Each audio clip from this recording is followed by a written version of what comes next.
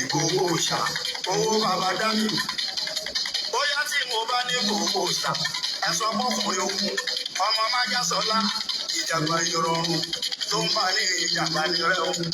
ìsáfọ̀kùn bójúkun ẹ̀tọ́ àyẹ̀má pèmí kó bá yókùn tí yóò tọ́ èyí náà kò mọ̀ tán fi sọ pé kò dá yóò dá lọ́dọ̀ yìí lọ́dọ̀ sí máa ẹ̀ka yóò.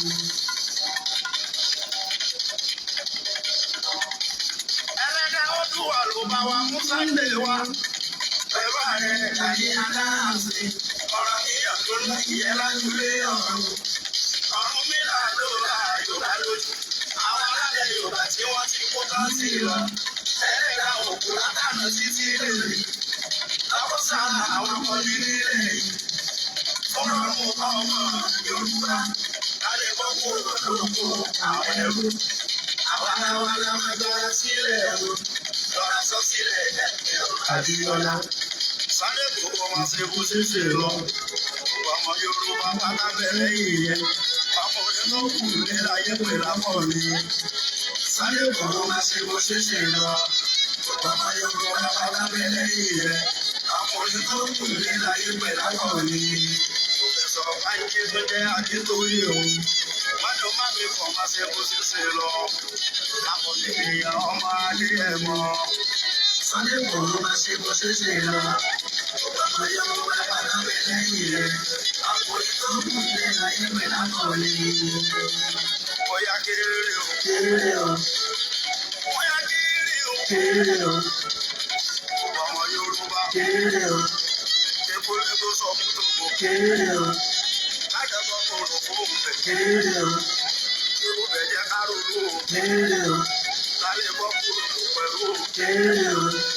Mo bá wọn bá Yorùbá. Kéré o. Kẹ́ wọ́n sọ bójú wa ti là. Kéré o. Mo bá wọn ọmọ Yorùbá o. Kéré o. Kẹ́ wọ́n sọ bójú wa ti là. Kéré o. Wọ́n ní Yorùbá mọ̀ ọ́sán. Kéré o. Wow. It's been a beautiful Sunday. We are now in Monday from Mother Africa, where the transmission is coming from. This is Koikimedia, as we continue to give you all the updates. Mo kọ́kọ́ kí gbogbo wa pé ẹ tún kálẹ́ níbi tí ẹ bá wà, ẹ káàárọ̀ níbikíbi tí ẹ bá wà, ẹ dẹ̀ káàsán torí pé it's a beautiful planet. And as long as tabashi wà nínú ayé táì tí kú, àwọn máa dúpẹ́ fọ́lọ́run. That is how the world looks like. Àdẹ̀ǹbẹ̀ Ọlọ́run pé láìpẹ́ láì jìnnà tó bá ń dárúkọ ìlú, wọ́n máa dárúkọ Yorùbá land, wọ́n máa dárúkọ Odùduwà Republic, citizen of Yorùbá nation. Tó bá náà àwọn olóńlọ yẹn wọ́n ní they are the footballer from Yorùbá country. Bó dẹ̀ ṣe máa rí nìyẹn. Ó lè dàbí àlá ẹ kàn máa jí sínú Yorùbá nation níjọ́ kan. Ó lè dàbí irọ́. Even during the independence, majority did not agree that we should have an independent Nigeria, especially the northern part of the country. They were not interested to be independent. They were more excited and happy for the white people, the colonials, to continue to hold them together.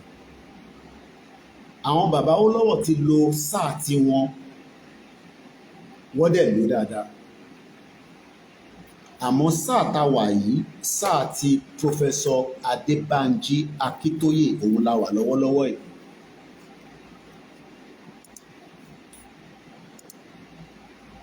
Àgbàlagbà pọ̀ nílẹ̀ Yorùbá. A dẹ̀ dúpẹ́ lọ́kùnrin lọ́bìnrin ọ̀sùn lọ sùá.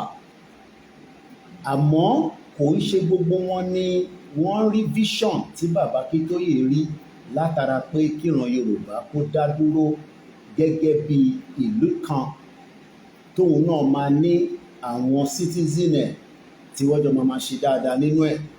Kò ń ṣe gbogbo àwọn àgbàlagbà tó ń bẹ lọ́wọ́lọ́wọ́ nílẹ̀ Yorùbá ló fẹ́ bẹ́ẹ̀. Bọ̀ bàbá kan wà tí à ń pè ní professor, ọ̀jọ̀gbọ́n ló máa ń pè ní professor, kò ń ṣe èyí tí wọ́n fowó rà lénìí, kò ń ṣe pé wọ́n kàn ń pèèyàn ní doctor. Àwọn ilé kàwé, wọ́n ṣe wàhálà, wọ́n ka history Yorùbá, history Africa. So kò sí ìtàn tó yìnbó fẹ́ sọ fún wa ta fẹ́ believe torí pé irọ́ ni gbogbo tó yìnbó gbé wá. Òyìnbó deliberately gbé nǹkan wá láti destabilize ilé ayé wa ni.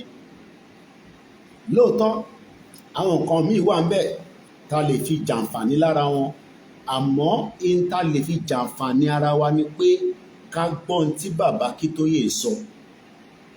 Torí pé bàbá Akíntóyè, bàbá tí ní sáà yìí tọ́lọ́run fi kẹ́ wa ni, kò wá ń ṣe bàbá tí a kàn máa yẹpẹrẹ. Kò sí in tá ṣe fún bàbá yẹn tó pọ̀ jù. Kódà the least thing tá bá ṣe fún ni pé ká túbọ̀ sọ fọ́lọ́run pé àsíá ilẹ̀ Yorùbá tá à ń pariwo ẹ̀, bàbá ni kó bá wa nà. And it's going to happen. Torí pé Ọlọ́run tó rìnrìn àjò yìí tó fún bàbá wa ní ẹ̀mí débí báyìí, ó máa bá wa parí iṣẹ́ yẹn. Àmọ́ oṣù yìí jẹ́ oṣù tó pàtàkì fún bàbá Akíntóyè. And kí ni reason tó ṣe wà important? Òun ni pé oṣù yìí ni a máa sin ìyàwó wọn.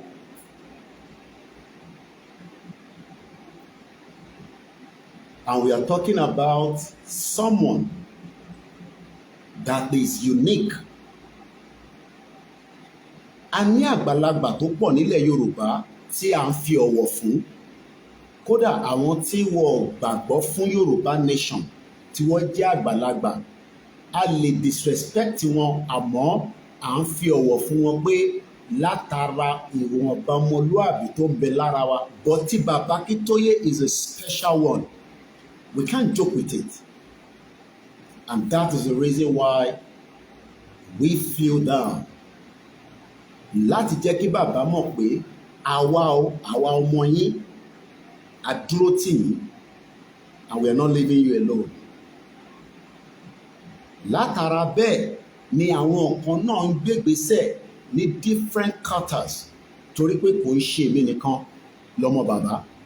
Lóòótọ́ bàbá bí àwọn ọmọ tiwọn, àmọ́ àwọn ọmọ tí bàbá bí ti pọ̀ gan nísìn láti 2019.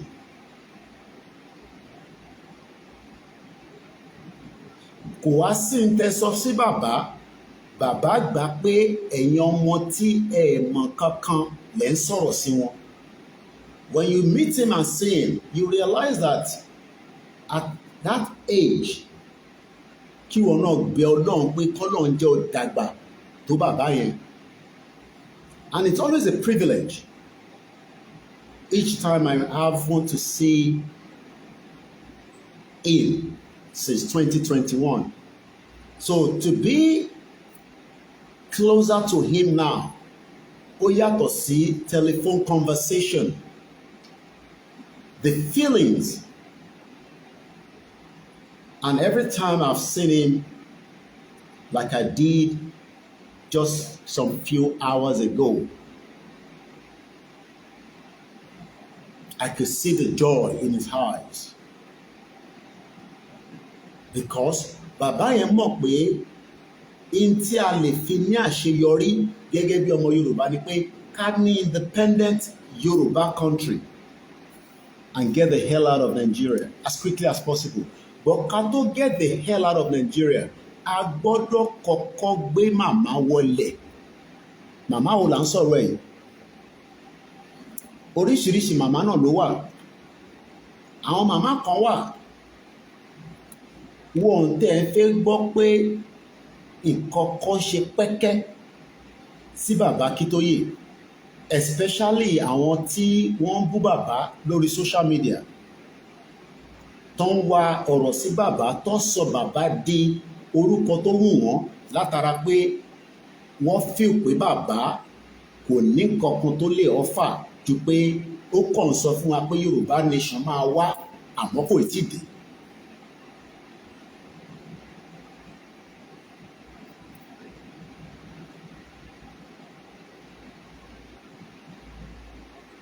When I got the call at exactly almost mid-early morning of Benin Republic time and almost early morning in the middle of the night, I won't give the exact time, but I was privileged, at least after the children, to be told that Mrs. Julia Akintoye died. I was at least very privileged. It's a privilege.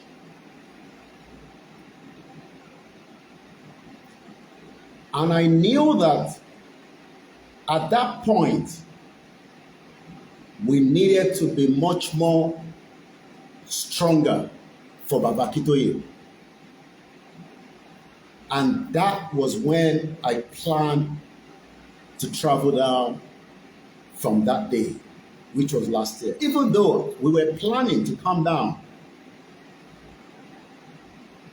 but I knew that my journey should not be longer than expected, because people like me, after having the privilege láti rí ìyàwó wọn ní 2021, and after all the activities tíyàwó wọn of what has happened to one of our leader, CSI, in Benin Republic, I knew that there was no other option than to travel down and meet Baba quickly. And I had the privilege to have seen him at least twice since I've been on the ground. And he is still very strong in mind and in spirit. Baba jẹ́ kó yé wa pé the wife gave an instruction that Baba should not at any point feel remorse or down, even if she passed on. That Baba must do everything possibly best láti gbé wa kúrò nínú Nàìjíríà. But Baba ò lè dákẹ́. Táwa tí a jẹ́ ọmọ Yorùbá, tá a bá fi ọwọ́ kún bàbá yìí láti ràn lọ́wọ́. He has not asked for money. He has not asked for anything. But he is asking for our support to achieve two things. One of them is that a máa sin màmá ní oṣù yìí, a fẹ́ rí ọmọ Yorùbá tán délẹ̀, whether we are loyal to this man. Àbí a kàn ń sọ pé máa báṣẹ́ lọ Baba Akintoye, and we are running away. Because this is a very important month for him. We were meant to have celebrated his birthday this month. That has been shelved because of the wife that died in December. Mo kọ́kọ́ kí gbogbo àwọn ọmọ bàbá. Mo mọ̀ pé lóòótọ́ kò sẹ́ni tí ó mú lọ́kàn pé kí màmá wọn kú. Kódà àwọn tí màmá wọn ti kú gan, wọ́n sì máa ń feel pé ó yẹ kí pẹ́rẹ́ǹtì wọn sì wà láyé. Ọlọ́run ló mọ bí ìrìn àjò ẹ̀dá ṣe máa ń rí. So the fact that the children are going through what any other children will go through. Ẹ jẹ́ káwa tí a wá jẹ́ ọmọ bàbá to let the children know that Baba is valuable asset to us, and we cannot joke with it.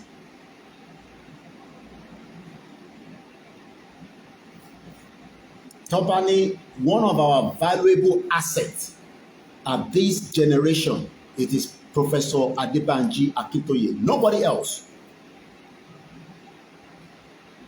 Because asset kan tí ó dúró fún bàbá wa tí a tún gbà fún tó ń pè ní Olóyè Ìgbòho. Baba decided that he's going nowhere until Igboho is released. And some of what people like us are privileged that we cannot tell you right now.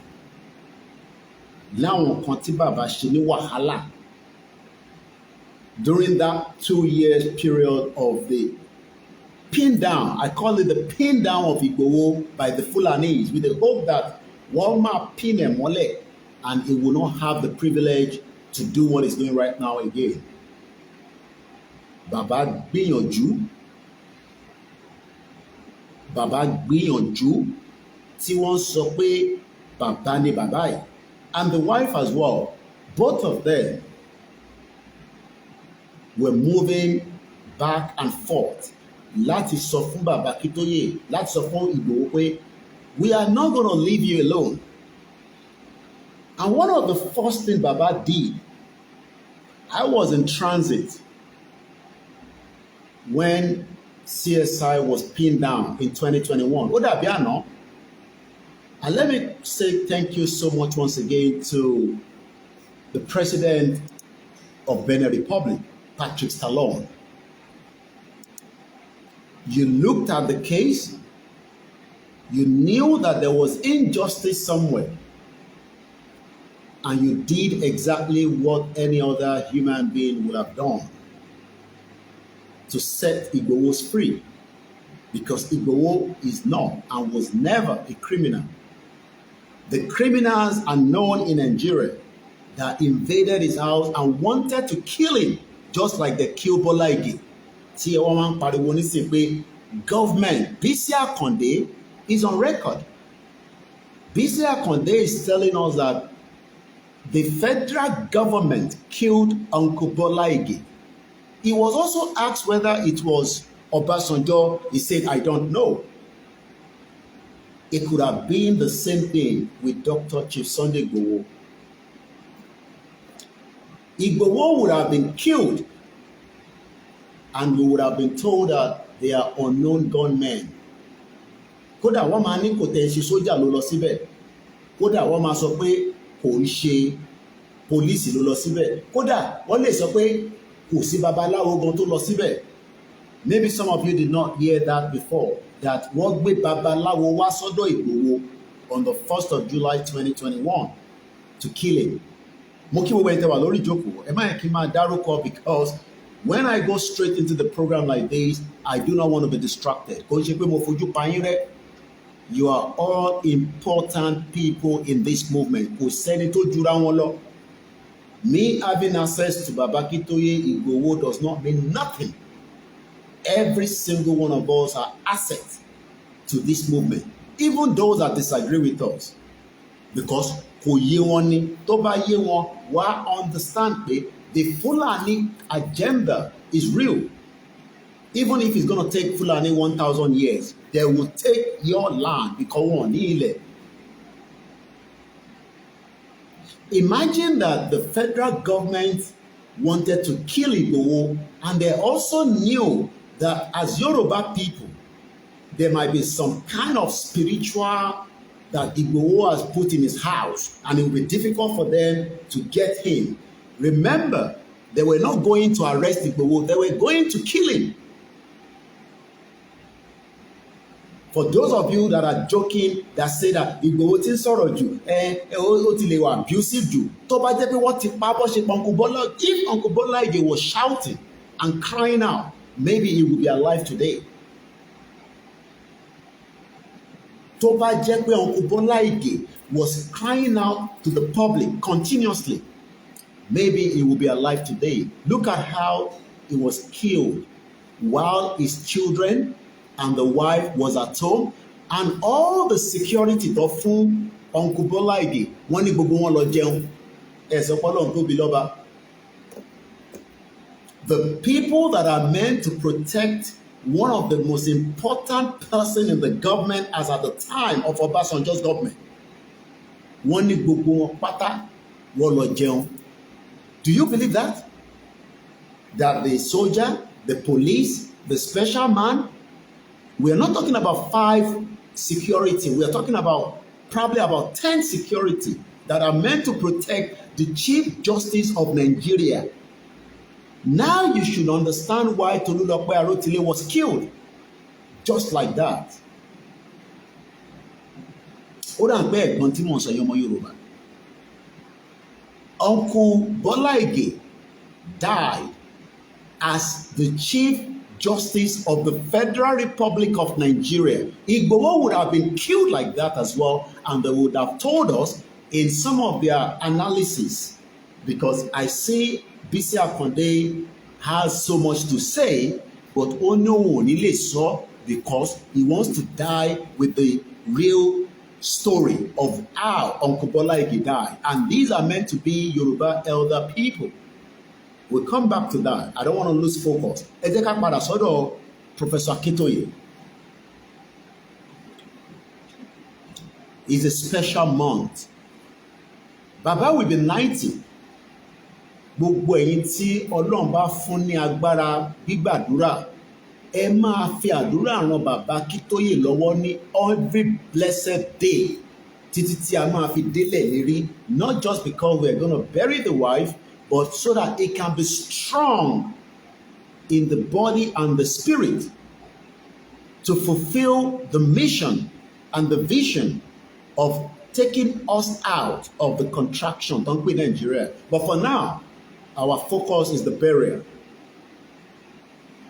Nobody has been asked more than anything that if you can attend the burial, please do so. Just to give the family the support. But we are also expected to behave in a manner of Omoluabi because I'm representing Professor Akintoye. We are not going there as hoodlums. And these are the message that I've been told to pass on. People will step on you. You must believe and accept it that we are there for the purpose of Professor Akintoye.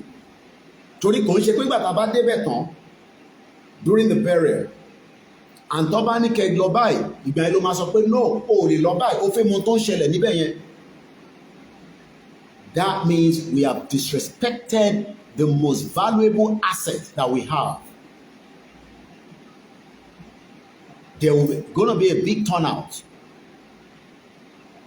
There are going to be people that might not align with us. Baba ló ń ṣe nǹkan lọ́wọ́ nísìn. And we know that Baba is an asset not just for the Yoruba movement, but also for the Yoruba people, whether they are believing his cause or not. Kò mí gbé torí pé Baba fẹ́ jáde tán nísìn pé wọ́n fẹ́ wá sin ìyàwó wọn. Àwọn tí wọ́n believe in Yoruba nation might not or will not attend the event. Kò ń ṣe pé gbàtẹ́ bá wá ríyàn kan tí ó yàtọ̀ sí ẹni tí ẹ mọ̀ nínú wọn olórí burúkú bombastar àrùn yín níṣẹ́ yẹn. Nobody will disrespect anybody on the day of the burial. It's going to be a 2 days event, 27, 28. And it is important that tó o bá lè accept it, don't bother to come, because if you come and you are planning to destabilize, disrespect the burial ceremony, you can be dealt with. So better kó tètè gbọ́ nísìn, and I will continue to emphasize on this. Ó better kó má wá rárá. We are expected as Yoruba people that believe in the Yoruba nation, and also to understand that àwọn tó believe in Yoruba nation, they still give Baba Akintoye the utmost respect, and some of them might attend that event. Kò wá ṣe pé gbà tó bá wá rí ẹnìkan pé eléyìí gbọ̀ngàn kò máa ṣe Yorùbá rẹ̀ kan lórí burúkú ọmọ àlè ó lọ sí wọ́n ọ̀bẹ níṣẹ́ yẹn. Baba Akintoye ò bẹ́ anybody to attack anybody because you are not the only one invited. There will be so many stewards. tó bá ní kẹ́ gbà báyìí ibi tó ní kẹ́ gbà yẹn ó ní reason tó fẹ́ ní kẹ́ gbà bẹ̀ irú àwọn ò lè gbà bẹ̀ yẹn o ibi báyìí la máa gbà. You can be arrested on that day, and I'm not joking now. We have the right to arrest you for trying to destabilize an event. Because gbogbo event ló ní ètò tiẹ̀. And lọ sìnkú ni is a burial, and that burial must be respected. So ẹ wojú mi dáadáa.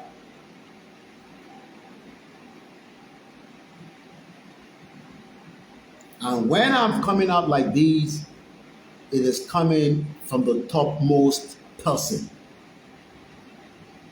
We have been told to go out and announce the burial, but also to remind you that it is not for hoodlums.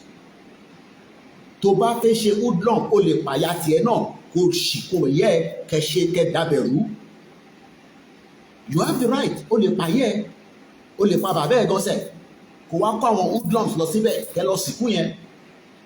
Òkúta fẹ́ sin kò ń ṣe òkú ọ̀fọ̀, even though it's so painful that we had no choice. The mama died. But kò ń ṣe pé ìwọ tó ń bọ̀, your agenda is different from the agenda of the day.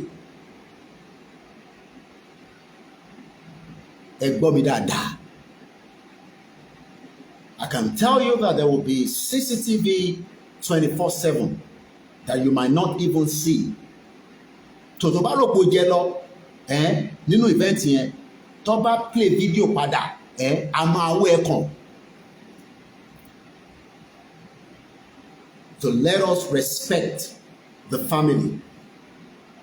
The family are already going through a lot, losing a mother. The last thing they want is for the day to be turned into what they have not planned for. Ìyẹn la ṣe advice yín sílẹ̀ pé kò ń ṣe wọn nìkan ló ń bọ̀. There will be different dignitaries that have been invited. I don't know who have been invited, but I have been told to tell us that you will not come there and destabilize the event. You will be arrested. Kò sí ọ̀nà àbáyọ kò ká máa arrested. Because ó ṣó pé o ò ní value, o ò dẹ̀ mọ respect fún bàbá Akintoye. So gbogbo etí a bá ti ń ṣe bọ̀ tẹ́lẹ̀ tá à ń disrespect bàbá yẹn, we will not tolerate that on the day of the event. For those 2 days.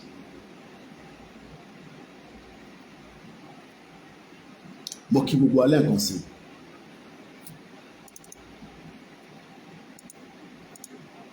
Let us tell others that are going to come, ẹni tó ní access láti gbọ́n tí mò ń sọ nísìn.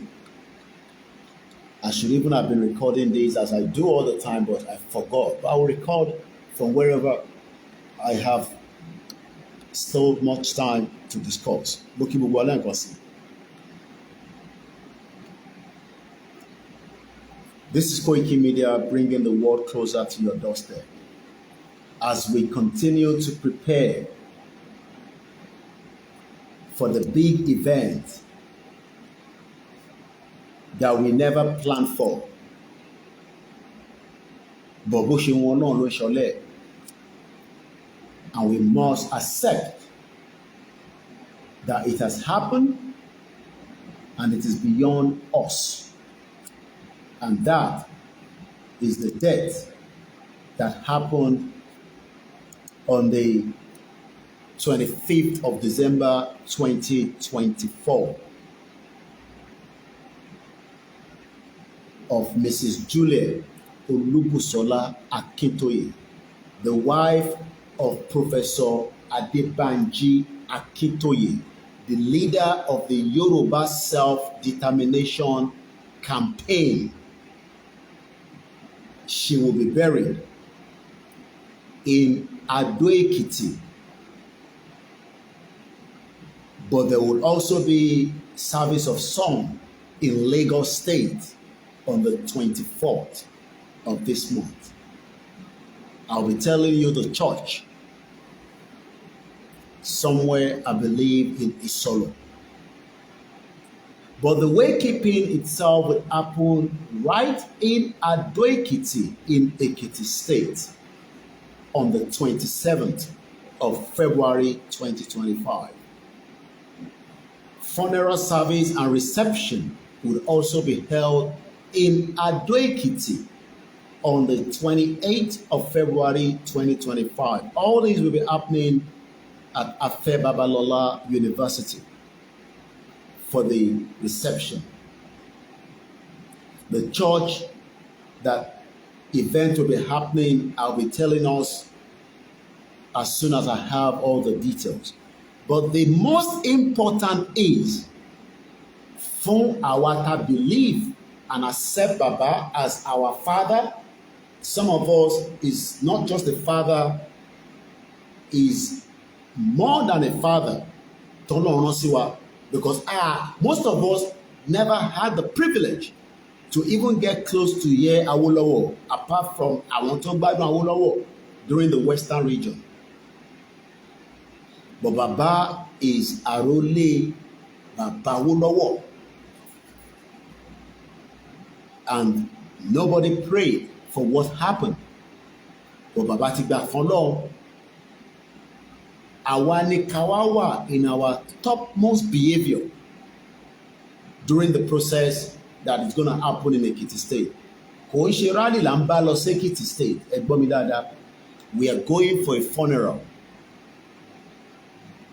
with our leader. And it is important that we understand that. After the burial, the next phase of the movement will be announced by the leader. But the conversation on the table right now is that a máa gbé òkú lọ sí Adó Èkìtì láti lọ sin. Some of us will be able to go, and some of us might not be privileged to travel with them. But be rest assured that the capability of the media will bring all the event as it is unfolding. Fẹ̀yìntì ẹni wà on the ground, and fẹ̀yìntì ẹni lè travel pẹ̀lú wọn lọ sí Èkìtì. But ìwọ tó ń lọ sí Èkìtì máa rántí pé tó bá tẹ̀ mọ́lẹ̀ ṣàkọ̀mójú kúrò. Kò ṣe pé gbà tó bá tẹ̀ mọ́lẹ̀ ìgbà yẹn ló máa mọ̀ kódà kó ní òrùka kan. Kò ń ṣe Fúlàní ló fẹ́ náà lórúkà o, àwọn ọmọ Yorùbá náà ní ẹni tó wà níbẹ̀. A máa arrest ẹ mọ́lẹ̀. Tó bá ní òrùka lùwò, máa lò ó fi ṣe jàǹbá fún torí pé wọ́n tẹ̀ mọ́lẹ̀. Torí pé in an event like that, in as much as they will plan everything, there will always be some kind of little things that they might not prepare for. Please, ẹ jẹ́ ká respect ara wa torí pé àwọn ọmọ olókùú wọ́n believe pé bàbá àwọn ti di bàbá gbogbo bàbá àwọn ọmọ Yorùbá. Bó kò wá ń ṣe pé ká wá lọ síbẹ̀ ká wá sọ̀rọ̀ wa di nuisance.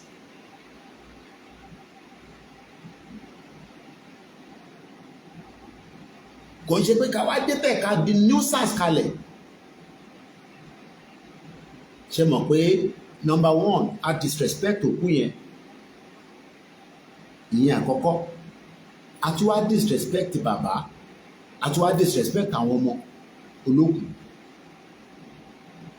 Tó bá ní bíbá ẹni ká tò sí, ibẹ̀ ni ká bá wọn tò sí. Torí àwọn ló ní òkú wọn, but àwa la ní bàbá. But there must be protocol. And like I said earlier, ẹ lè bá wọn ojú kan pàdé pé ẹ̀yin náà wá kò ní dá fún yín níbẹ̀ yẹn wọ́n ọ̀bẹ̀ yín iṣẹ́ yẹn o.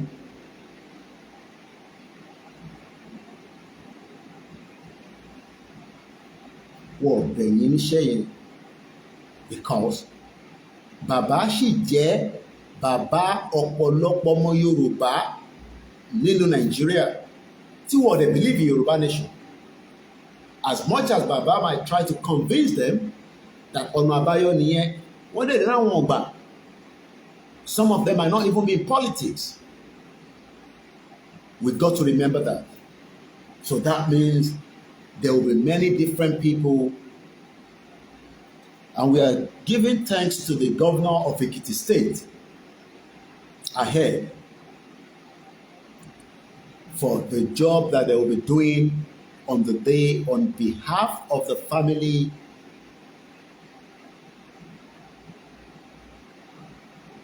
Moki Babawa, governor of Ekiti State. Má bá ọlọ́pàá jà níjọ́ yẹn o.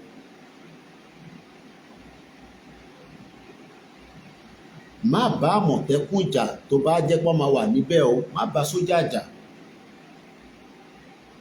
Bíjà bá ń gùn ẹ́ nísìn, o lè wọnú igbó lọ, àwọn Fúlàní ń bọ́ níbẹ̀ tó yẹ pé ọ̀rẹ́ ní bá wọn jà.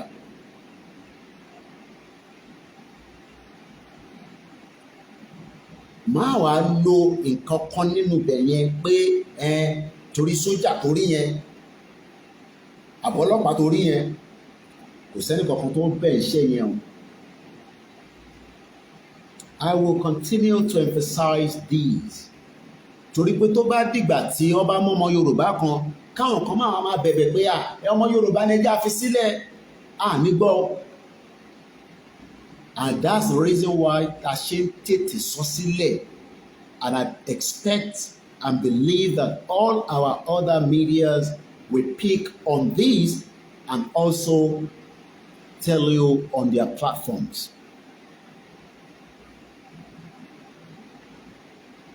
I was privileged again to engage Professor yesterday. I won't go into all the details, but èyí tó jẹ́ the part tó fẹ́ jẹ́ kí n sọ òun ni mo wá sọ síta yìí. And I expect everybody to tell the next person in their group, eléyìí ẹ̀kẹ́ máa discuss nínú group, because èní ní ọjọ́ kẹwàá, so gbogbo ọjọ́ tó kù nísìn is just a countdown, but because a máa ń gbàgbé kan.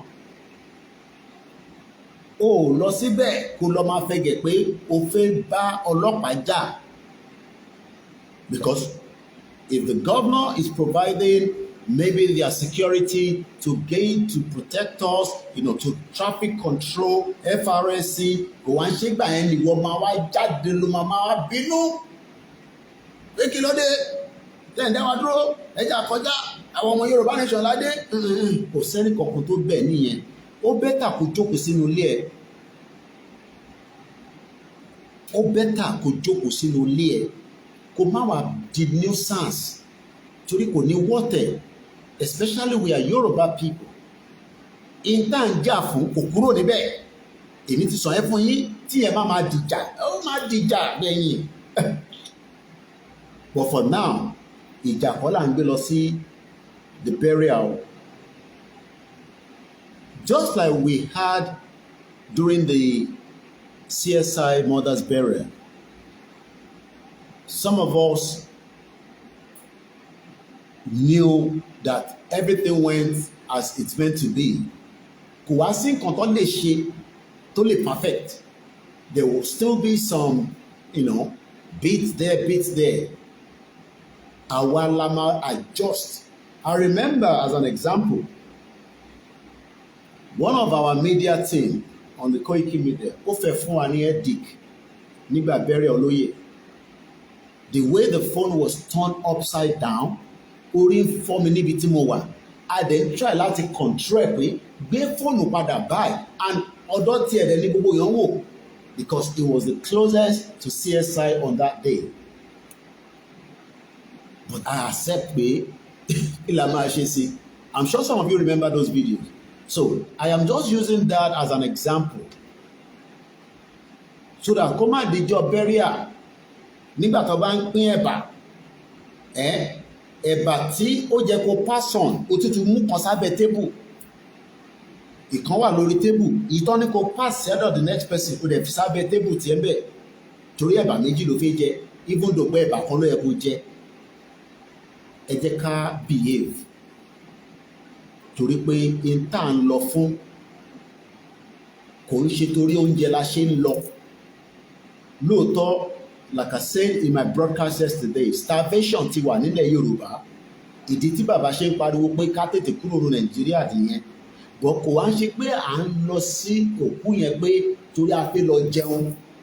À ń lọ látara lọ fi sọ fún bàbá Akintoye pé àwọn ọmọ Yorùbá nation táwa jẹ́ Yorùbá nation to the core. Àwa náà ń bá yín lọ sókú yìí. And we are going to be respectful, and we are going with dignity, and we are not going to attack or abuse or curse anyone that does not look like us. Tibani does not look like us. Mo ní Fulani o, so we don't expect to see Fulani there. And we have to be vigilant. Gbogbo wa la gbọ́dọ̀ wà vigilant. And what do I mean by that? It might mean nothing to you. Bóyá ìgbà tẹ́yìn bọ̀ ẹ kò notice kankan pé ọkùnrin yìí ó better kẹ́ inform àwọn steward àbí security pé ràn pé bẹ́ẹ̀ yẹn nǹkankan, and they can check it out and they can diffuse whatever the problem is than just to go away and that might be a big problem. And that is what they call security conscious. Kódà bí Donald Trump gan bá ń jáde kò sí bó ṣe lè tó gbogbo protocol yẹn, wọ́n sì máa ń wà security conscious. Bí Donald Trump bá máa lọ any country around the world, wọ́n ti send àwọn kan lọ ahead, and that goes to any other president around the world as well anyway. So gbogbo wa ni security níjọ́ yẹn. But your job is just to pass it on, even if it means nothing.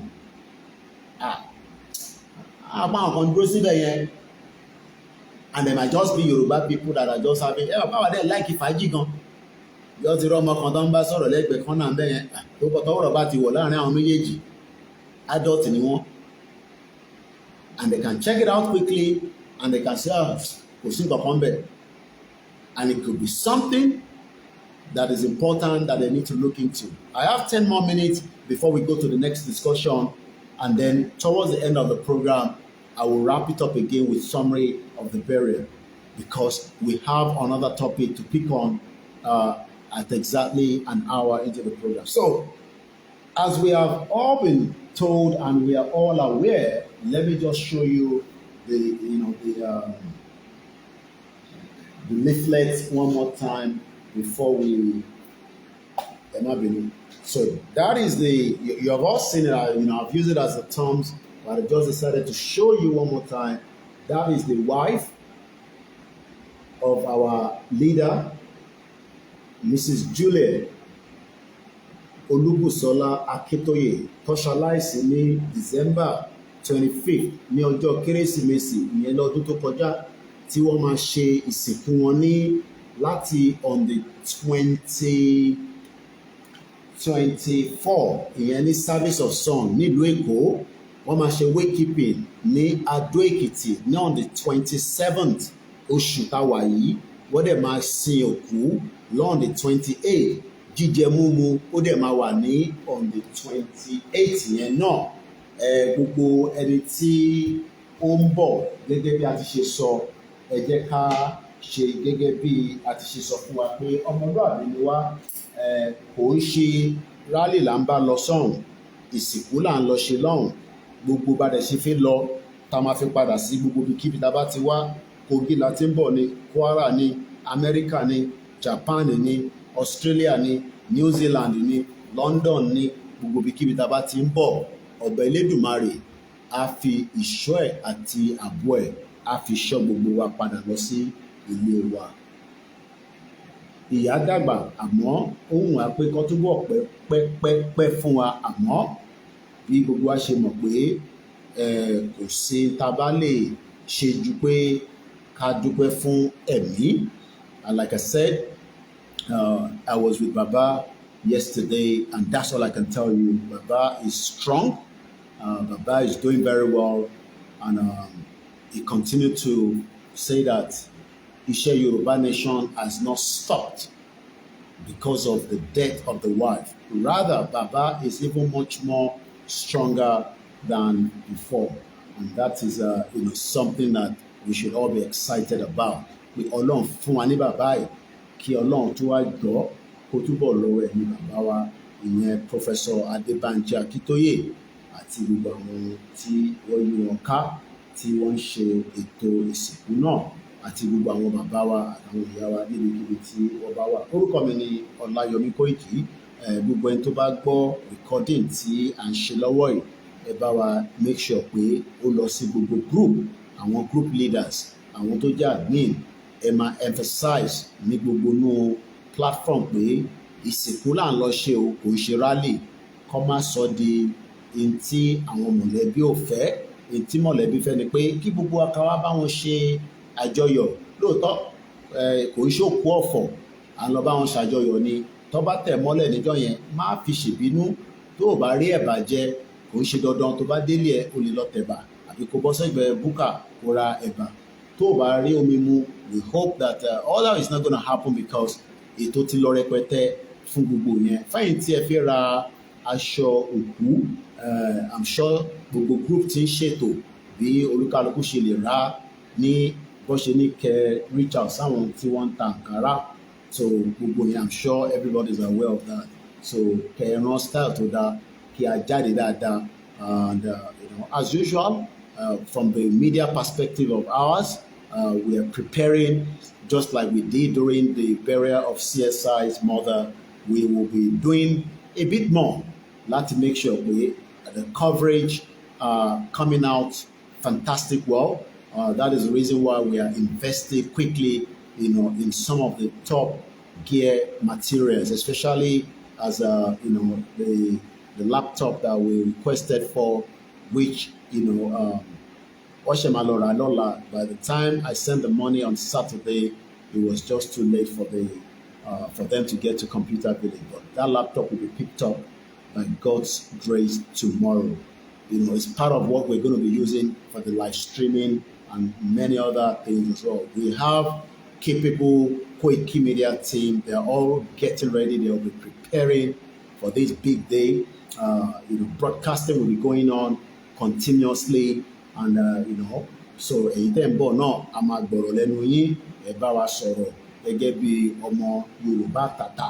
Ohun tí màmá dẹ̀ fẹ́ náà ni pé Yorùbá nation is no going back, but ibi tá à ń lọ sìnkú ni, and let us respect that. There is no but, there is no if. The family wants a respected, burial, and tó bá ní ṣe báyìí, ibìkan ẹni kò ṣe, kò má jiyàn, má ṣe anything. Ìwọ kọ́ ló lòkú, ní táwọn ọmọ olókùú bá ti fẹ́ ní ká bá wọn fẹ́. We're not going there. We're thanking the governor ahead, because a lot of activities like these cannot happen in a state that the governor will not be aware of and will not be preparing for. So that is one of the reasons why we are not going there as your own. Tó bá feel pé o fẹ́ lọ bẹ́ẹ̀, o fẹ́ lọ dànkan rú ni, ó bẹ́tà kó pa ìyá tiẹ̀ àbí kó pa bàbá tiẹ̀ kó dẹ̀ lọ dàrú. Tó bá fẹ́ dànkan rú níjọ́ yẹn, wọ́n máa arrest ẹ, òun lọ nìyẹn. Kò sí àní, kò sí but, kò sí if. Má wá test oògùn kankan níbẹ̀ yẹn, kò ń ṣe ibi tá a ti ń test oògùn. Èyí tó ti rẹ sínú ilé tó wá mú dání. So ẹ jẹ́ ká behave. That is the instruction from our top man. Ó ti yẹ tí bá ti ní the top man. Ti bá CSI sọ̀rọ̀ ní Germany, and he has given me the all clear to come and talk to you about this. So bóyá ṣe jẹ́ nìyẹn. So kò ṣe pé mo rán mi wá, because CSI, when I spoke to him in Germany, in tó bí mi ni pé ṣé a ti make announcement, mo ní a ti make it, and he wanted me to add extra to it, and we will continue to relay this, and I'm going to be instructing the Koikimedia staff from tomorrow. Tó bá ti ń jáde, ìtọ́ gbọ́dọ̀ máa sọ, beginning of the program and towards the end. Torí pé a máa ń gbàgbé nǹkan. Torí gbà ìlú máa dé nísìn, ìwọ máa fi dà nǹkan rú. Kò sẹ́ni kankan tó máa dà nǹkan kan rú níjọ́ yẹn o. Òkú là ń lọ sin o. Kẹ̀ máa ní ẹ̀gbọ́n nísìn o. Torí à ní wojú anybody. Àwọn tó máa arrest ẹ mọ́lẹ̀. Tá a bá rí ẹ mú níjọ́ yẹn, a máa mú ẹ níjọ́ kejì. Torí CCTV máa pick ẹ. So mo kí gbogbo wa lẹ́ẹ̀kan sí i.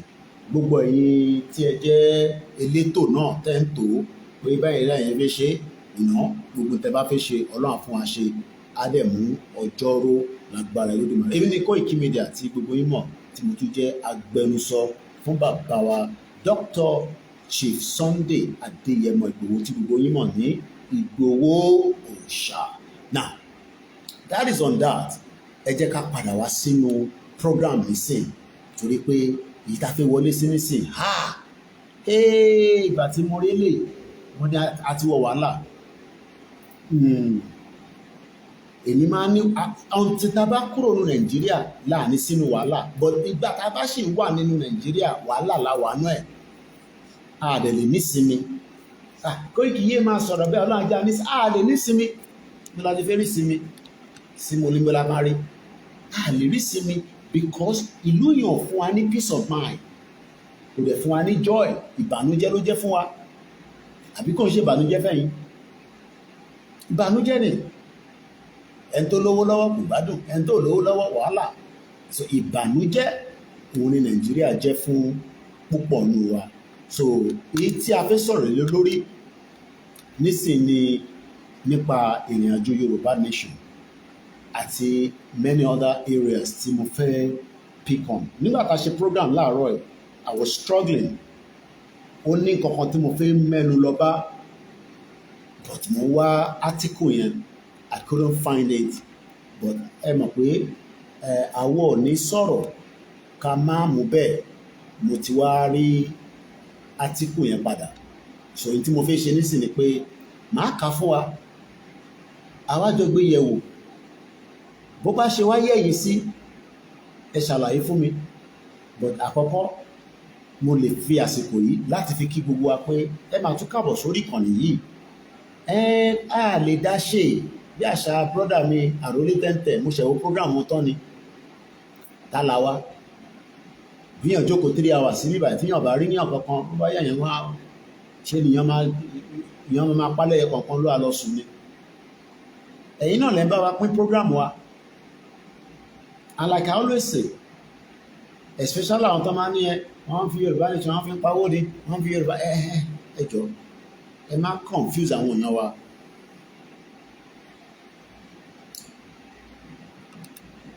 Yorùbá nation message ni and message yẹn kẹrẹ olúkálùkù wa ń deliver to our best capability.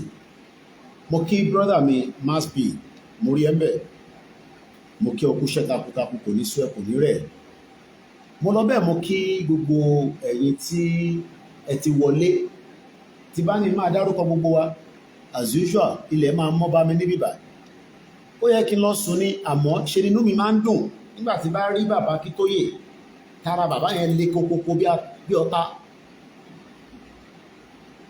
ó máa ń jíjà mi ìyẹn tí bá tẹ̀ ń bá wọn sọ̀rọ̀ lórí fóònù bàbá ló jí mi láàárọ̀ yìí at 7 o'clock èmi wà lórí bed mo ṣe ń sùn bàbá pè mí àyà mi já kẹlẹ̀ imagine pé táìmù ni bàbá yìí wá ti dìde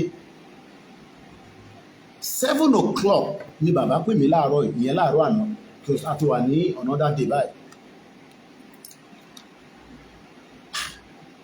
ìtọ́ bá mi sọ private ni but I was just like bí bàbá yóò kí n sùn ni àgbàlagbà ní táìmì ẹ̀ kí wọ́n sì relax mo kíyàwó mo lè mix yín up mọ́ nísìn torí pé yàtọ̀ sí pé ti fún mi lówó kò gbọ́dọ̀ tún máa sọ pé ọkùnrin ni yín báyìí ṣe lè máa ní Koiki gan serious ìyá wa dáadáa Oyèrónkẹ́ Ọláníyàn ẹ ṣé gan ni mo lọ bẹ́ẹ̀ mo kí bàbá mi Wàrí Ìṣìnàdún mo kí brọ́dà mi Ọlánipẹ̀kun mo rò pé ẹ̀yin náà múra sílẹ̀ fún Èkìtì ò dẹ̀ kúkú jìn tá bá ti gbéra báyìí a mọ̀ pé títí ilẹ̀ Yorùbá fipọ́lọ̀ kó ṣàánú ẹ chẹ́kì mọ́tò tẹ́ fi gbé jáde ẹ make sure pé mọ́tò tó dúró lójú títì dáadáa ni.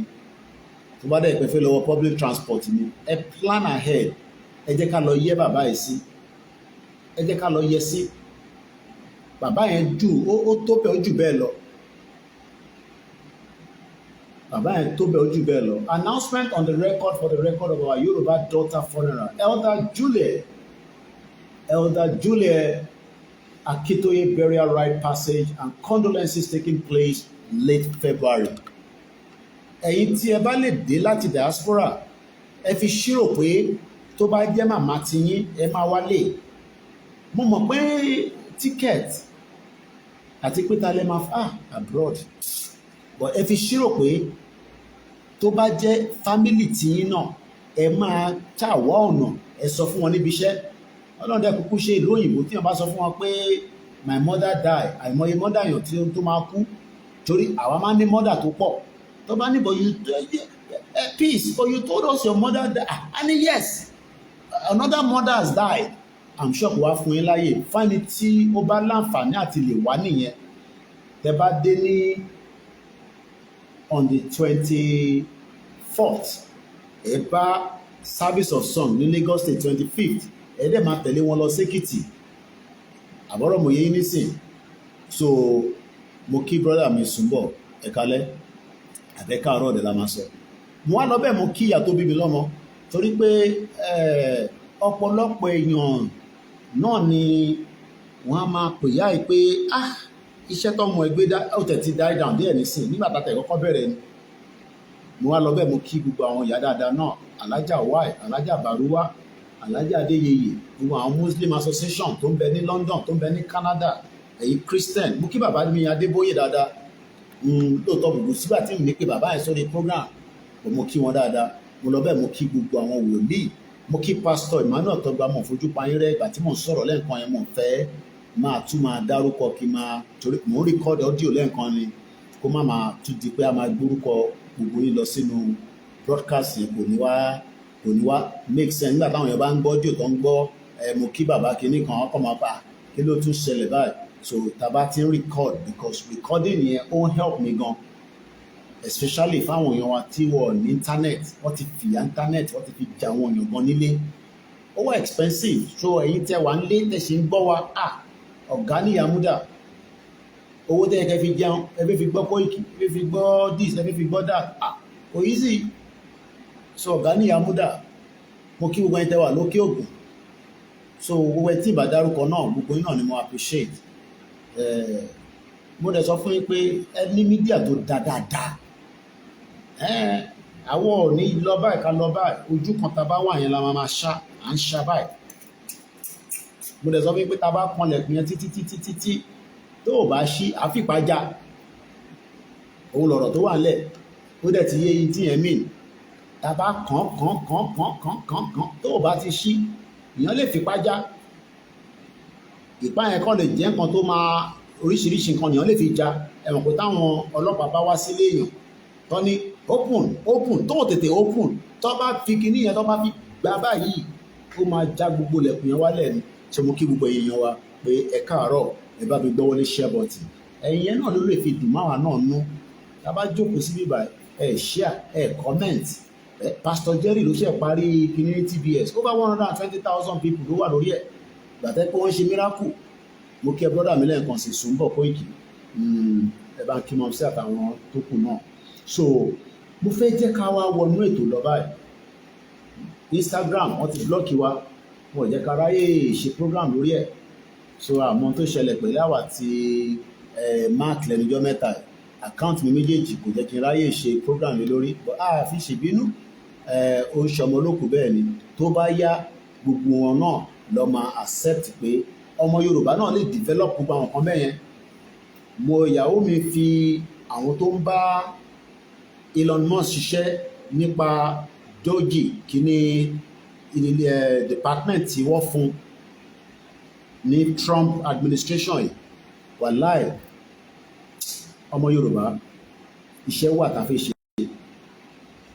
Àwọn tó ń ṣe coding gbogbo àwọn ọmọ yẹn mo rò pé tó jẹ́ 30 wà láàrin wọn. Young chap ẹ lọ wo kíní ẹ̀ máa ní kíyàwó mi sẹ́ndẹ̀ sí mi bí àpilẹ̀ lọ́la bí lọ́dí bátúráyè wà lórí program. They are very young, àwọn ọmọ 19, ọmọ 21, tó ti ń kọ code, tó ti jèbígbà tí wọ́n bá tẹ wà nínú environment tó wà òkè ni púpọ̀ ní nísìn ẹlòmíì báyìí fóònù tó fi ń wò mí báyìí 3 bar ló kù lórí ẹ̀ ó dẹ̀ ti ronú irú ẹ mọ̀ láì tá à ń gbé Nàìjíríà yàn dára ìbànújẹ́ burúkú ni kò dára kéèyàn máa wo ojú fóònù ẹ̀ báyìí pé ó kù 2 bar káyà dẹ̀ máa já ṣèbí òun lè ní chájì fóònù mi sìn níbi kan láfíríkà lọ́dọ̀ tiwa náà kò sí ná kò ṣe kó free náà iná gan free lábúrọ̀dì ìyàwó mi ti pè mí ní last week mo láti tún send another £50 sí nísìn torí pé ó gbọ́dọ̀ top up iná òtútù dẹ̀ wà wọ́n máa ra gas so kò ń ṣe tó so àwọn èèyàn ready láti sanwó bọ̀ kò sí so Nigeria is àmà ó jẹ́ mo kí ẹ ní gbogbo Italy báwo ni iṣẹ́ lè ní so ìbànújẹ́ gidi ni kò ṣe máa kò ṣe mo ń wá ẹ mọ̀ pé Yorùbá láti sọ fún mi nígbà míì ó máa ń fẹ́ prove difficult. It is not redeemable mo mọ Yorùbá ẹ̀ pé ẹ fẹ́ redeem Nàìjíríà pé ọlọ́njọ́ Nàìjíríà kó dáa ṣẹ̀rá àwọn tó ń ṣerú àwọn àdúrà bẹ́ẹ̀ yẹn kọ́yìn ti wà lórí wọn wọ́n sì mílẹ̀ tí ní kí n slow down pẹ̀lú ọ̀rọ̀ máa búyàn kò ṣe yẹn kò lè possible lọ títí akọ̀ máa yọ díẹ̀díẹ̀ ni ẹ̀rí pé èyí tí mo ṣe láàárọ̀ ẹ̀ mo kọ́ ra clean ẹ̀ mo born bastard yẹn oyè mo kí Aziz so mo kí gbogbo àná ẹ jẹ́ ká wọnú ètò lọ mo dẹ̀ máa record mi sí as usual so mo nílé then tẹ bá tiri tó bá ti ń fi account mi síta ẹ máa rántí pé ilé iṣẹ́ mi bọ̀bọ̀ yìí ó nídìí owó kò tẹ̀ ṣe lè tí mo wà nínú Áfíríkà nísìn àtẹ̀dúpẹ́ pé bá wa raise owó tá bá tún rówó ara laptop mi o 440,000 naira ní laptop tó máa lọ rà láàárọ̀ ọ̀la mo ti send owó yẹn sí ọmọ tó máa lọ rà lọ́la a dẹ̀ need it because kò sí point ká ní kámẹ́rà tó dáa ká má lè connect ẹ̀ sínú laptop a sì láwọn gadget a fẹ́ rà náà so that kí lè iṣẹ́ tó gbé dání náà ní Yorùbá nation òyìn àfi tajà àfi rajà so gbogbo ẹ̀yin tẹ́ bá ní ẹ̀dẹ̀ mọ̀ pé wáyé tí mo wà láfíríkà ìnáwó ni kò tẹ́ ń ṣòwò African country bíi mẹ́ta tí mo ti lọ yìí Ọlọ́run ọba o ti bẹ̀rẹ̀ yìí tẹ́ mo wọ́ndà bí bàbá Akíntóyè ṣe ń gbé níbí báyìí láti ọdún tó ti ń gbé níbí àti olóyè Ìgbòho nílé nísìn kò lè gbé nílé ẹ̀mí sókà ó láti rẹ́ǹtì ilé sí bíbà even though kó sì wà ní Germany wọ́n sanwó rẹ́ǹtì ní bíbà ẹ̀mọ́ iná rẹ́ǹtì ilé ní bíbà yìí wọ́n fọ́ lórí hòtẹ́ẹ̀lì kan kò ń ṣe kékeré mo kí Dóyin mo dẹ̀ kí kò gbọ́dọ̀ kú ọmọ Yorùbá ẹ jẹ́ ká tètè ẹ jẹ́ àṣẹ kíákíá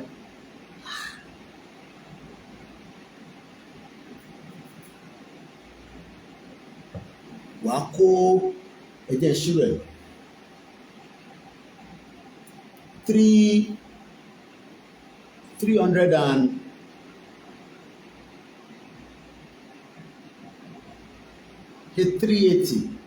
380,000 naira ó fún wa ní 150 sefa ṣé mo right sir ẹ jẹ́ sáré bá mi calculate kìíní ẹ bá gbọ́ mi nínú yàrá ẹ fún mi ní rẹ́kọ̀dì yẹn èyí tí mo sì ṣe ní àmì Nàìjíríà bọ̀ fúùbù bó ṣe jẹ́ lẹ́fàǹtì náà yẹ ká gun ní nǹkan kó dẹ̀ jò wálẹ̀ ẹ mọ àwọn balloon tó máa fi ń ṣe ánímà yẹn ẹ mọ̀ pé tó bá blú ẹ̀ tán ó máa tóbi tó bá deflate á wálẹ̀ big for nothing tó bá ní big for nothing òun ní Nàìjíríà 380,000 ó fún wa ní 150 safer 50,000 safer 150,000 safer. Báwo ni bàbá Akintoye ṣe ń gbé bíbáyìí náà láti ọjọ́ ọdún yìí ẹ ò lè gbé nílùú yìí o ó lè sú mi ọ̀gá ní Yamuda mo lè wait láti jà padà ti Togo náà àti African country méjì tí mo ti lọ no.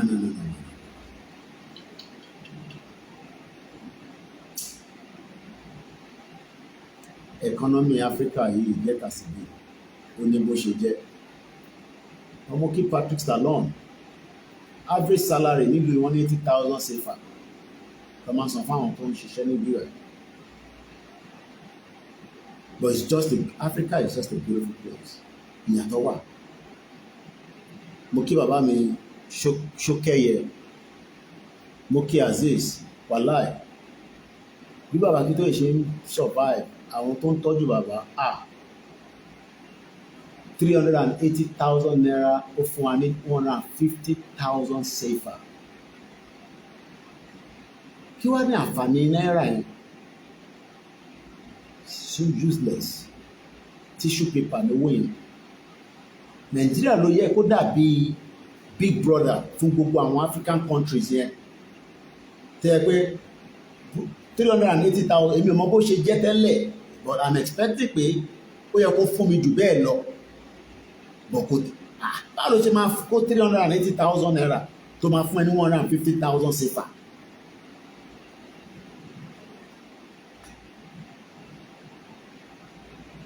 Àná ni mo ń sọ yìí o owó tí mo ṣẹ́ lánàá ni mo ń sọ yìí o 380,000 àá fi gba 150,000 safer owó ni wọ́n dẹ̀ wọ́n ní bíbá bí mo ṣe gbọ́ hòtẹ́ẹ̀lì gan apartment gan kí la máa ṣe sí alright ẹ jẹ́ ká move forward now topic tí mo fẹ́ sọ̀rọ̀ lé lórí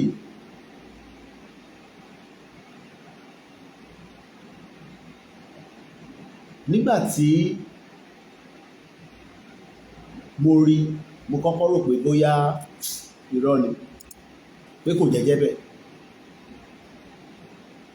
mo ní irọ́ ni kò jẹ́jẹ́ bẹ́ẹ̀ irọ́ ni ẹ mọ̀ pé sometimes you come across headline wàá kọ̀ fojú gbasẹ́gbẹ̀ẹ́ tó bá tún flash padà wá sójú ẹ̀ wàá máa wonder pé láti bo síbo à ń sọ̀rọ̀ terrorism nílẹ̀ Yorùbá ṣé mọ̀ pé Lagos a máa ń mú Lagos as pé nǹkan kan lè ṣẹlẹ̀ nínú Lagos state I think that's our belief that Lagos state is so secured and many people believe that you always have it at the back of your mind that anyway ọba secure ní Nàìjíríà kò ń ṣe bí ti Lagos state we know that they are investing a lot in security and they are orí Sanwó-Olú pé díẹ̀ àbí even Ambode ìgbà tó wà ń bẹ orí wọn pé wọ́n more important of security ní Lagos state Fáṣọlá náà mọ̀ even Tinubu gan nígbà tó jẹ́ governor gbogbo wọn mọ̀ pé you gotta make Lagos security top notch. Wọ́n ní hòtẹ́ẹ̀lì tó kéré jù ní Kútọ́nù is 10,000 safer àwọn tó mọ̀ nípa Kútọ́nù nìyẹn wọ́n ní 10,000 safer. Àwọn ẹ̀yẹ ní oní standard kan ṣe orí ìtawà lè dé sí báyìí àpáwà lọ aráàlú òyìnbó àmọ́ máa wá ètò jẹ́ pé sáfíìsì ẹ̀ máa wà ọ́pá bọ̀ owó ló máa jẹ́. Alright, let's go further anyway. Tribune, Nigerian Tribune èyí tí ó jáde ní ó ti di 2 days ago on the 8th ẹgbẹ́ headline yìí káyà yìí kọ́kọ́ já. We are committed to keeping bandits out of Lagos. Hausa Fulani leaders. Ó rà pé ẹ̀gbọ́n tí mo sọ nísìn Take a couple headline kí n jù sínú comment section. One, it is only an assumption that Lagos State is safer. Ìyàwó ni it is an assumption. Ṣé tòótọ́ ni? How many of us believe that Lagos is safe? No, let's just get the feel from our people on the trail. How many people believe that Lagos is safe? Yes or no? Simple. I need analysis. Yes, Lagos is safe. No, it's safe. Ṣé Hausa Fulani leaders ló máa bá wa kick out bandit nínú Lagos State? Because headline yẹn nígbà tí mo ti rí ó ń fún mi ní àwọn kan ní kí n má máa sọ pé ó ń fún mi lórí but ó ń fún mi ní concern. Dennis sọ pé no kò sí security ní Lagos State má ẹ̀kọ́ tán Koiki irọ́ ló wà ń bẹ̀. Ẹ má bínú ẹ̀ tẹ́ ń wò wá lórí YouTube àwọn tó ṣe íńtánẹ́ẹ̀tì. Amauche ní no Lagos isn't safe. Amauche wọ́n máa nítorí pé Biafra ni wọ́ torí mo mọ táwọn ọmọ Yorùbá máa sọ nísìn wọ́n á ní má da ọmọ Ìgbò yẹn lóhùn kí ló kàn pẹ̀lú tó wà ní Lagos State but ó parọ́ ni ta ló tún wà ń bẹ̀. Alright, now ẹgbọ́ headline nílẹ̀ nǹkan sí we tó bá sọ pé we àjọmọ àwọn púpọ̀ we ọmọ àwọn tẹ̀ ní family òun gbélé kò so òun mọ̀ wá ṣeré we are committed. Àwọn kí ló ń pè ní committed ní èdè Yorùbá because mo ti understand how Hausa Fulani leaders wọ́n sọ fún wa pé àwọn máa ṣe gbogbo táwọn máa ṣe ọba ní Jésù mú kí yín táwọn máa bá wa kick out Buhari jìnnà lù nínú Lẹ́kí ní last week wọ́n ṣe rédà àwọn kan. I'm confused here now.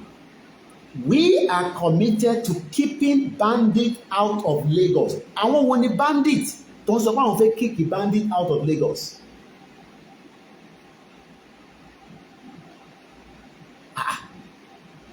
Hausa Fulani leaders nínú Lagos State wọ́n sọ fún ọmọ Yorùbá pé ẹ má wọ́rì ẹ̀yin ẹ má sùn ẹ lọ sùn náà. Iṣẹ́ tiwa ni pé àwa máa bá yín kíkì bandit ta ni olè ta ló fẹ́ mú olè. Ọlọ́run ti wọ one chance nínú Nàìjíríà yẹn drama pọ̀ níbẹ̀.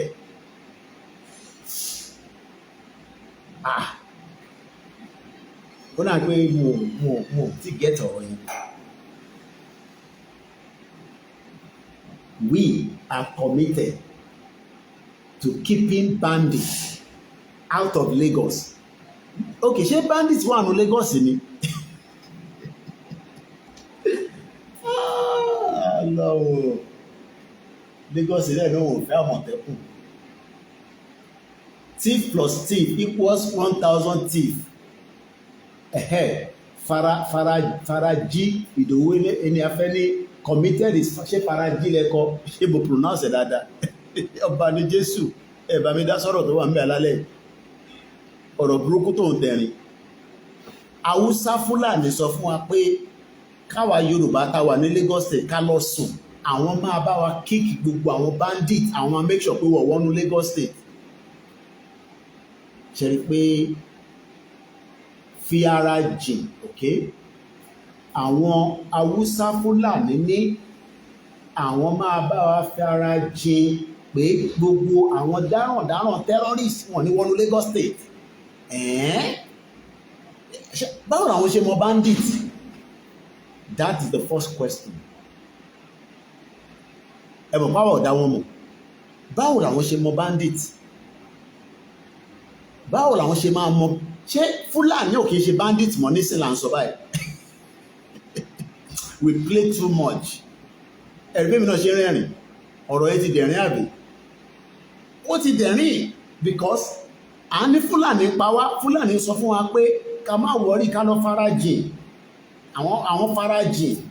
Àwọn máa bá wa make sure pé gbogbo tó ń lọ ní Lagos State àwọn bandit àwọn máa kick wọn out. ẹni pé ẹ̀pọ̀rọ̀ yẹn ìgẹ́ta sí bí àṣà bàbá mi Orlando ọ̀wọ̀ gbọ́dọ̀ bá fọ̀rún kẹ a ní ìgẹ́ta sí bí ó ní bó ṣe jẹ́. Fulani Hausa telling us that they will help us to kick out any bandit in Lagos State. Báwo làwọn ṣe mọ bandit?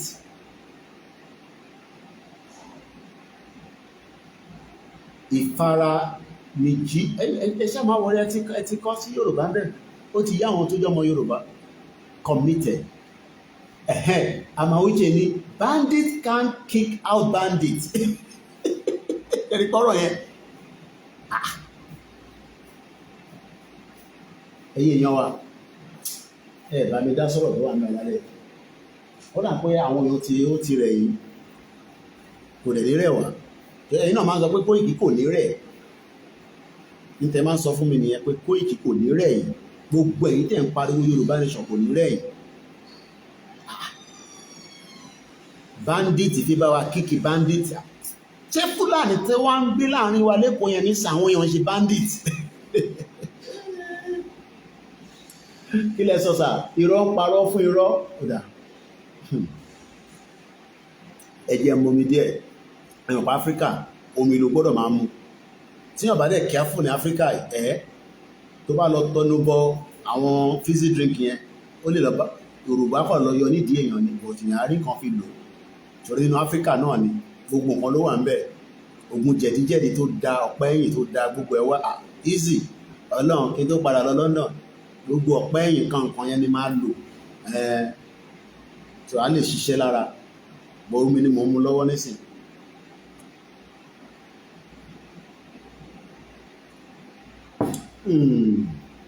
Wàhálà ó ní báwo lọ ṣe kọrin ó ní baálẹ̀ ń ta ògógóró no baálẹ̀ ń ta gbó ìyàwó ẹ̀ ń ta ògógóró ẹ̀dẹ̀ ní ẹ̀fẹ́ iṣu lábúlé. Let's read it and understand bóyá headline yẹn ló wà ẹ mọ̀ pé àwọn sometimes headline can be confusing ó lè máa dàyàn lórí ilẹ̀ fẹ́ lọ fọwọ́ gbọ́ omi kí n má lọ dà sórí laptop torí nígbà tí bá tún ní mo need another laptop nísìn káwọn ọmọ Yorùbá máa ní tí bá ṣe sanwó kan fún ẹyọ tí o tó wá jẹ́ kí lè domi sí. Now let's go through the headline and read through.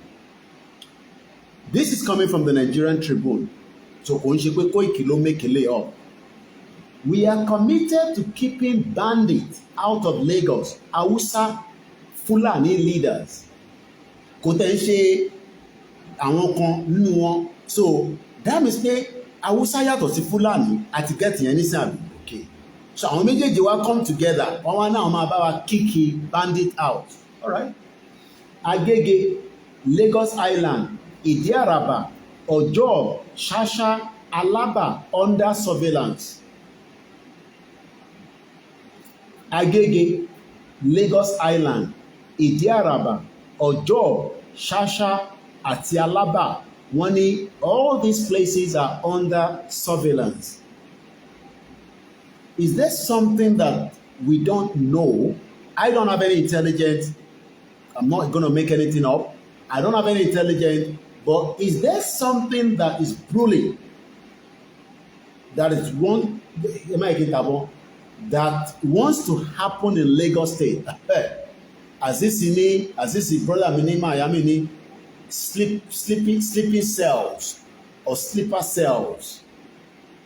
Let's go further. With the dust yet to settle on the alleged plan by bandits fleeing the north to attack the southwest. Okay.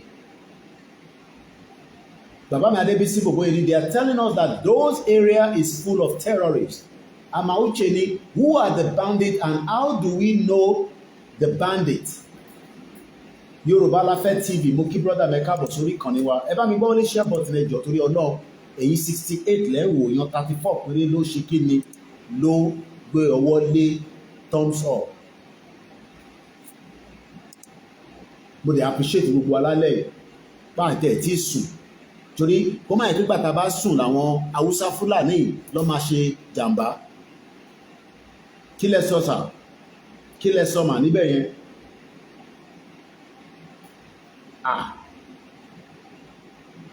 Èèmọ́ máa wọ̀ lúkẹ̀. Bandit wants to check on bandit. No, ṣé Fúlàní tá à ń pariwo nísìn àwọn tó ń gbé lẹ́kọ̀ọ́ yẹn àwọn yẹn good Fúlàní làwọn? I don't know. All right. Ẹ bá mi gbọ́ lé share button ẹ̀jẹ̀. Báàbá tẹ̀ ní pọ̀ ẹ sì bá wa gbọ́ lé share button.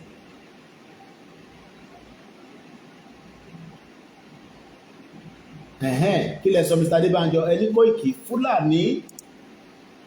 Fulani is the male torrent to 100% to take Yoruba land. Bí wọ́n máa gbalẹ̀ mọ́ wa lọ́wọ́. Reverend Wale kí lẹ sọ sà? Ẹni may God Almighty continue to bless you in Jesus name. Mo ṣe amen. Torí pé a ní ìdàdúrà tó pọ̀.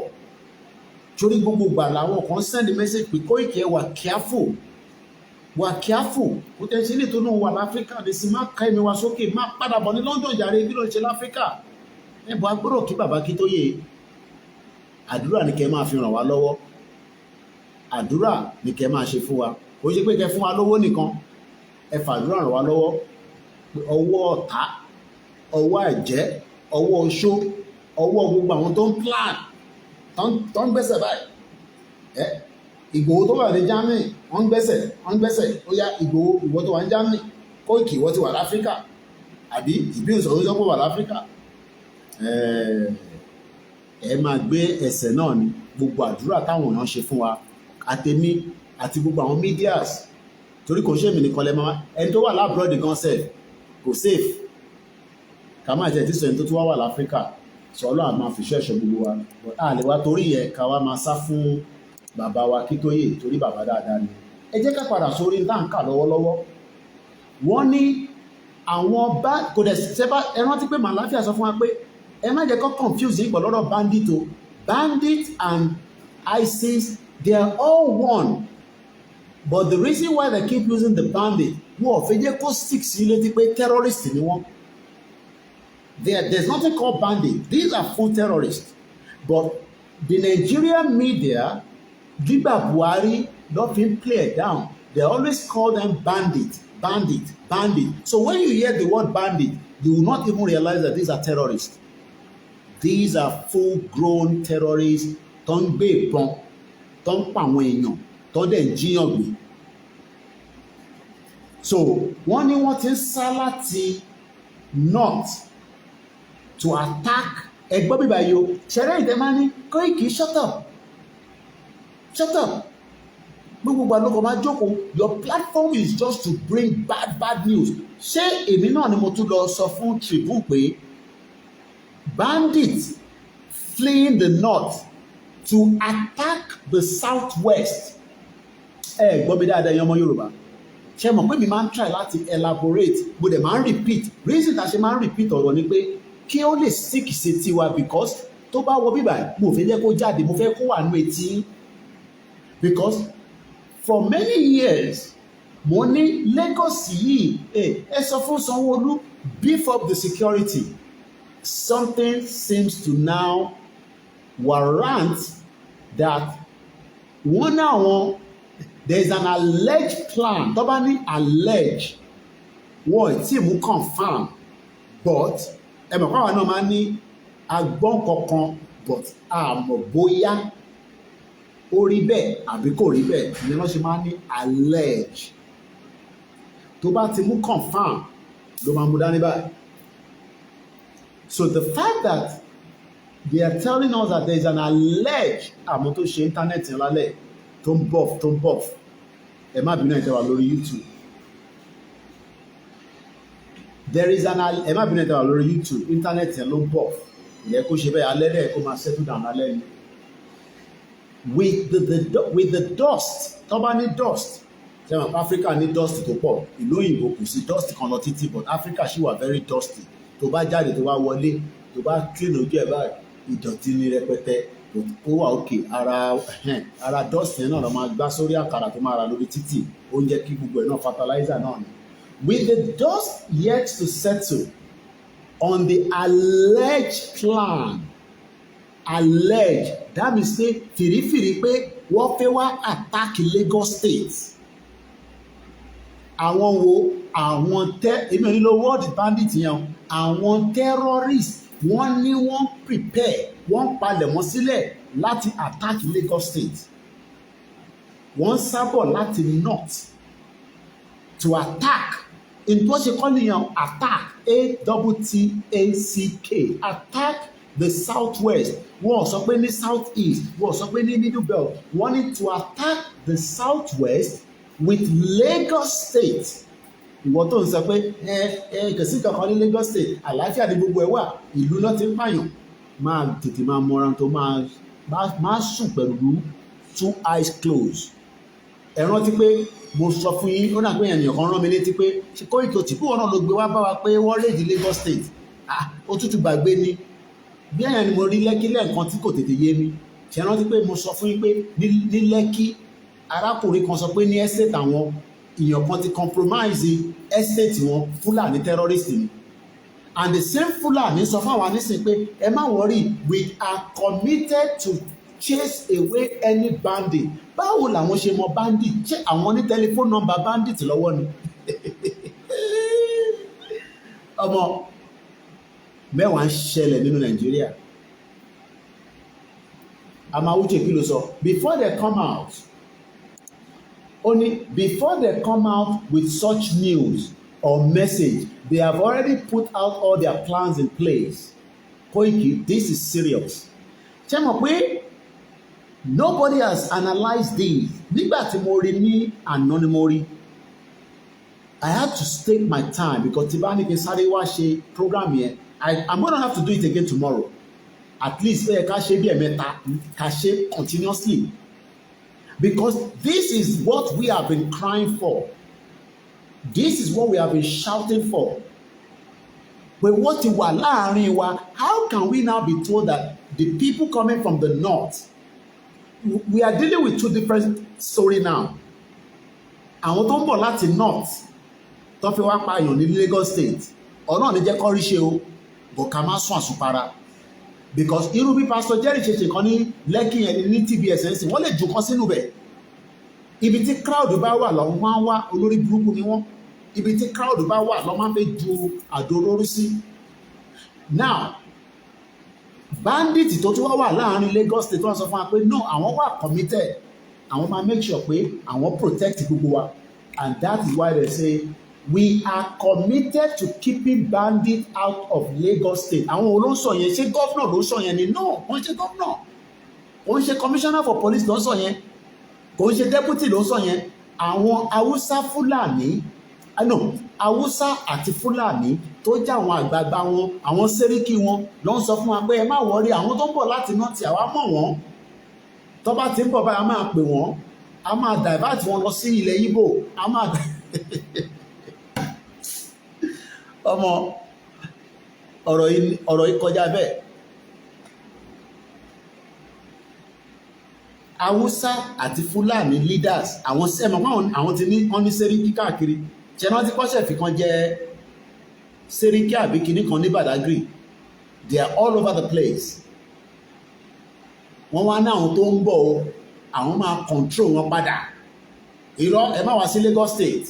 Lagos ibi tá ti mú owó ni tó fi support gbogbo northern part of Nigeria. Ẹ má attack Lagos State now. Ṣó ti ń clear nísìnyí fẹ́yìn tí ẹ sọ fún wa pé a ti lè pariwo jù, kí ló dé, ẹyẹ exaggerate, ẹyẹ ṣe this, ṣó ti ń clear. Mo ń bèrè ní ẹ mọ̀ pé àbára wa jà, ẹ mọ̀ pé ọmọlúwàbí lè mi, ṣe mọ̀ pé mo ò níṣẹ́ ní London, ṣe mọ̀ pé n tó ń lọ ní Nàìjíríà àwọ̀ orí àbí ẹ̀yin tẹ́ wà nílẹ̀ ń rí. Nígbà táwa ń pariwo pé ní 2 years ago intelligence kan wá bá CSI pé ẹni tó fẹ́ blow Lagos State ó ti wà láàrin wọn ní Lagos State. Nígbà táriwo yẹn pọ̀ àdẹ pínẹ̀ à ń pínẹ̀ wọ́n dẹ̀ mọ̀ pàtí pín wọn, wọ́n ya kúrò láàrin Lagos State padà.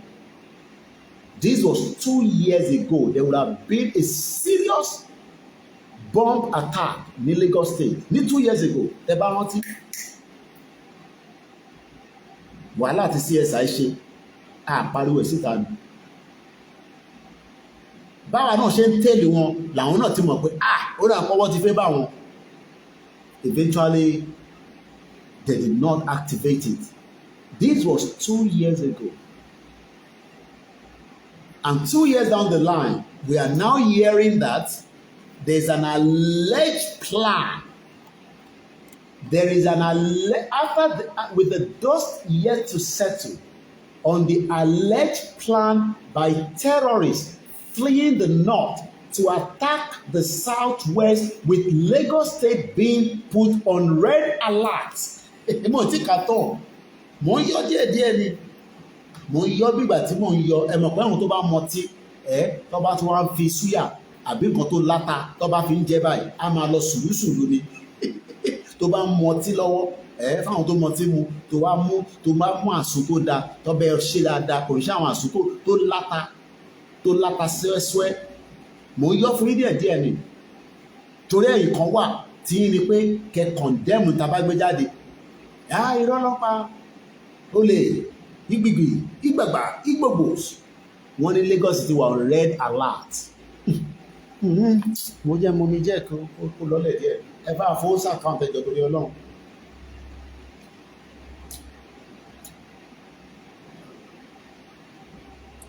Omi nìyẹn máa ń mu gbùrà láfíríkà, omi ni. Ṣé rántí pé Gumi wá sí Ṣakí bí i 2 years ago nígbà tí ẹ rántí? Am I the one making this up? Yorùbá tẹ̀ ń kọ yìí ó ti pọ̀ jù fẹ́mi mi nílé ká. Dennis Yorùbá yẹn ti pọ̀ jù mi nílé ká ilẹ̀ lè wá ká lẹ́yìn ilẹ̀ ti ṣú lálẹ́ ìgbìmọ̀ lọ gẹ́ra mi jẹ. Ó dà pé ẹ̀gbọ́n kan tí mo sọ̀rọ̀. Right as we speak right now, Lagos State has been put on the red alert by security agencies and community leaders. The daily streaming of the northern youths into the country's most populated state is putting renewed focus on the leaders of Arewa community in the state.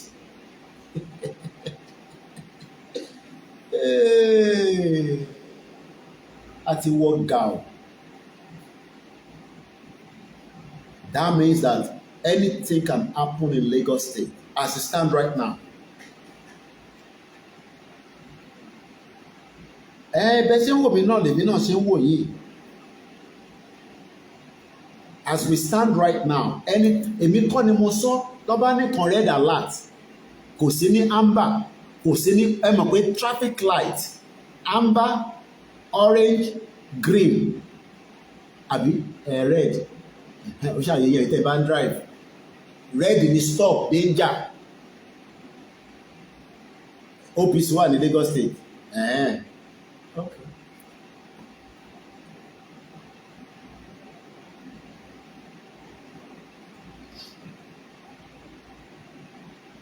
Wọ́n fi Lagos State sí red alert. Ilé owó ilẹ̀ Yorùbá wọ́n fi bàjẹ́. Ẹ̀wọ̀n bí débi tí mo lọ báyìí nísìnyí, ẹ má bínú pé ibi tí mo fẹ́ yà sí ẹ mọ̀ pé àwa lẹ́sẹ̀kẹsẹ̀ mi ti ń ronú. Wọ́n rí pé Tinubu ti fà wọ́n lẹ́pọ̀n ya, wọ́n kúkú wá fi ba Lagos jẹ́. Wọ́n ti rí pé Tinubu ti fà wọ́n lẹ́ẹ̀kan ya, ẹ má bínú fún èdè yẹn, ó ti fà wọ́n ní kankan, ó ti já gbogbo ẹ̀. Wọ́n wá kúkú ní káwọn kúkú destroy Lagos State. Pé ṣé Lagos ló ti rí owó tó fẹ́ fi tọ́jú àwọn. So wọ́n fẹ́ dé pẹ̀lú Tinubu. Wọ́n dẹ̀ mọ̀ pé tó bá blow Lagos State, number one, Tinubu lè náà fẹ́ ṣe 2027 mọ̀. Ó dà pé ẹ mọ̀ pé Lagos State is the powerhouse of Yorùbá land.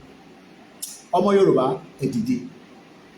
Mo ò ní ká dìde lọ́jà o, ìyẹn lẹ máa mú nísìnyí o. Kí ọkàn dẹ̀ máa lo fídíò mi, kẹ́ máa lọ gbé headline kankan sí máa flag yìí down ni o. So I'm not here, to condemn what is happening in Lagos State. tèmi ni pé kí n gbé wá because báwo lè ṣe nísìn kò sẹ́ni kankan tó ṣe analysis ẹ̀ mo ò tí gbọ́ lọ́dọ̀ TVC mo gbọ́ lọ́dọ̀ Arise wọ́n kàn ṣe headline olúkálukú dẹ̀ lọ sùn tèmi ni pé kí n sọ fún yín pé red alert ní Lagos State wà bí ṣe bá yín sọ̀rọ̀ lọ́wọ́lọ́wọ́ báyìí red alert that means pé ó ti laná ó ti la iná ní Lagos State.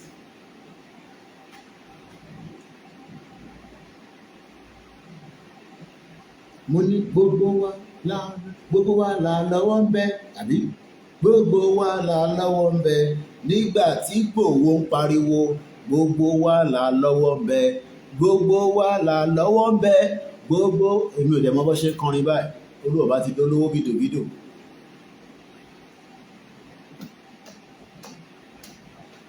I hope Sanwo-Olu is not sleeping every day anymore. And I hope his deputy, Amsa, I hope he's not sleeping as well. Kò gbọdọ̀ sunrun lójú wọn ní alẹ́ o, wọ́n lè sùn lọ́sàn-án o, but láti 12 títí di 6 wọ́n gbọ́dọ̀ máa protect ilẹ̀ Yorùbá tó ń pè ní Lagos State from 12 midnight títí di 6. Wọ́n gbọ́dọ̀ jọ máa ṣàìsùn pẹ̀lú àwọn security agency ni because wọ́n fẹ́ blow Lagos State. Wọ́n fẹ́ jẹ Lagos State run, wọ́n fẹ́ destroy ilẹ̀ Yorùbá tó ń pè ní Lagos State. Wọ́n dẹ̀ ti destroy Lagos State kí ló tún kù? Gbogbo wa la lọ́wọ́ ń bẹ. Mo fi pẹ́ lórí program yìí tó bá ti di 2 hours kí n lọ sùn. A máa sọ ètò kù lọ́la. Amidst the fear of possible attack on Lagos State by terrorists fleeing the northern Nigeria, the Arewa community comprising Hausa and Fulani residents in the state has declared its anti-banditry stand, expressing support for all measures to keep the terrorists at bay. Terrorists máa pe terrorists pé ẹ má lọ sí Lagos State o, Koiki ti ń pariwo ẹ wọ̀ pọ̀ ọmọ Ìgbòho ni kò dẹ̀ láìkí ẹ lè divert lọ sí Ondo State àwọn ará Ondo máa bínú nísìnyí ó yẹ ẹ máa bọ̀ lógùn State Ògùn State máa yarí ó yẹ lọ sí Ọ̀yọ́ State a máa jẹ Aláàfin láìpẹ́ yìí ó yẹ gbé lọ sọ́ọ̀ṣun ayírọ́rọ́rọ́ ará Ọ̀ṣun náà wọ̀n fẹ́ ẹ dá padà lọ sọ́dọ̀ bàbá Èkìtì lọ́hùn bàbá Èkìtì nírọ́ gbé lọ sọ́dọ̀ Ọmọlúkà ló yá dá padà sọ́dọ̀ Kogi Kwara àwọn Kwara yá tì wọ́n bọ́ta ẹ wo ta fi ń ṣeré ẹ wo tí gbogbo wa fi ń ṣeré tó bá ti di 2 hours ká máa lọ́lé.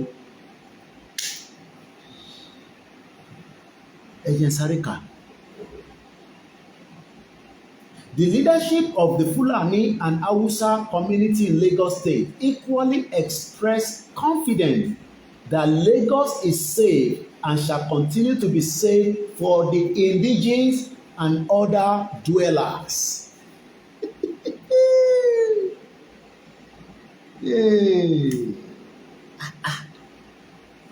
Àwọn mẹ́wàá ń ṣẹlẹ̀ nínú Lagos State yìí o. Ọmọ mo ní èmi ni journalist máa yọ ẹ̀mí Nàìjíríà kúrò lára ẹ̀ torí ìwọ tó ṣì wà adamant pé Nàìjíríà torí tó bá blow Lagos State pẹ́rẹ́ tí wọ́n tighten up security yẹn tó bá jẹ́ kọ́ tó bá jẹ́ kọ́ blow Lagos State wà wá ṣẹ̀wọ̀n pé àṣórí Koiki yẹn pé ó kàn máa ń pariwo tí kò tẹ́mi lọ́rùn ni. The community of Fulani and Hausa in Lagos State noted that it had a mechanism on the ground to checkmate its members and forestall infiltration by strangers who might constitute a security threat to its members and the people of Lagos State. Ẹ̀dẹ̀ ọba wa Yorùbá dá Fúlàní náà ń checkmate Fúlàní nínú Lagos. Ọmọ ẹyẹ lọ sùn ariwo ti gbé pọ̀ jù dé ẹjẹ́ lọ sùn iye èèyàn mi. Orí ò ní fọ́ mi torí máa bá lórí fọ́ mi níta àwọn ìyá kan máa ní orí ò ní fọ́ ẹ Koiki. Tell you we are in deep shit. Ẹ ṣe gbogbo ẹ̀ tẹ́ ń kí mi.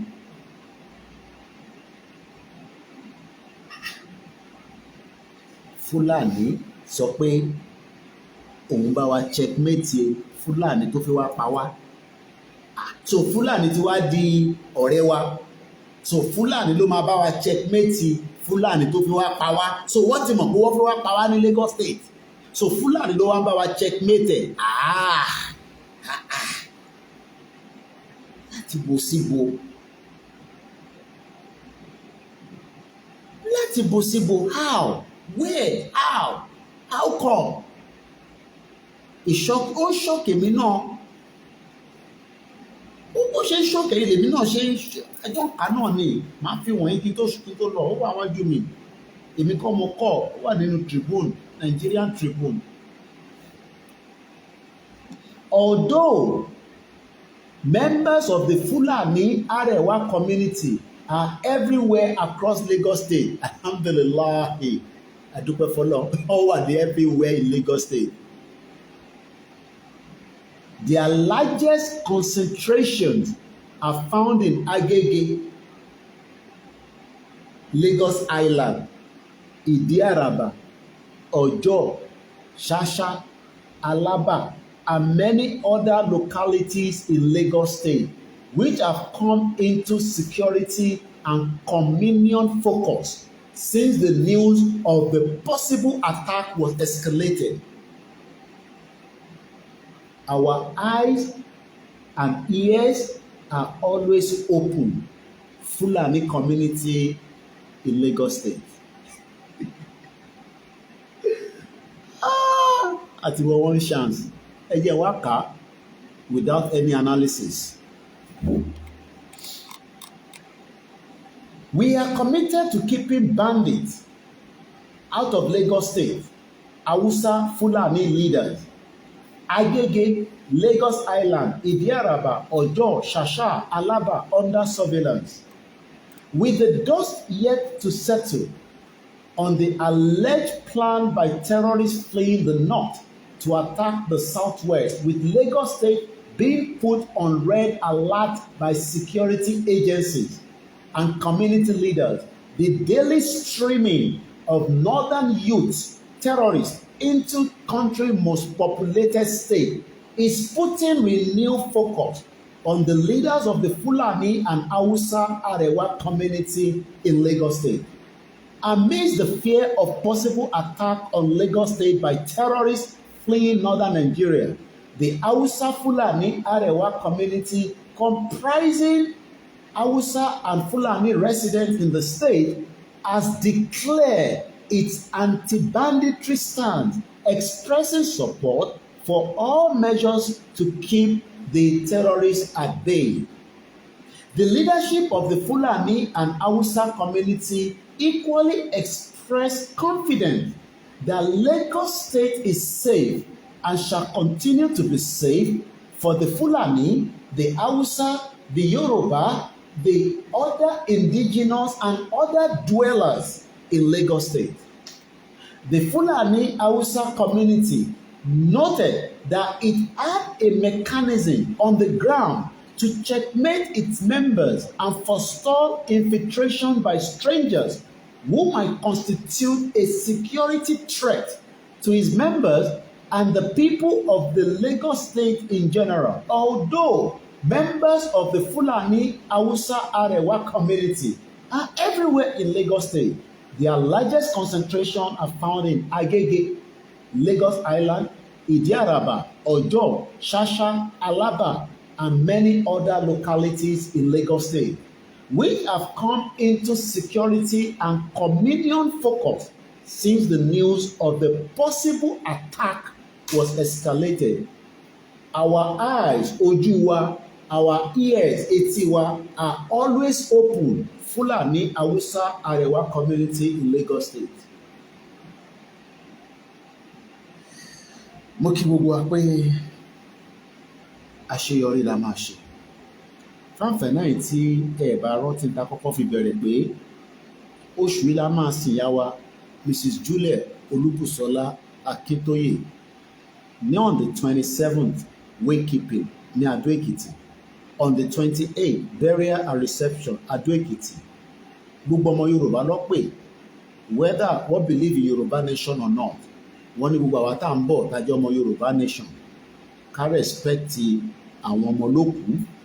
Ó ṣeé ṣe kó bá ojú tí kò ṣe Yorùbá nation pàdé, wọ́n ò bẹ́ṣẹ́ pé kó ta sí wọn, kó nà wọ́n, kó bú wọn.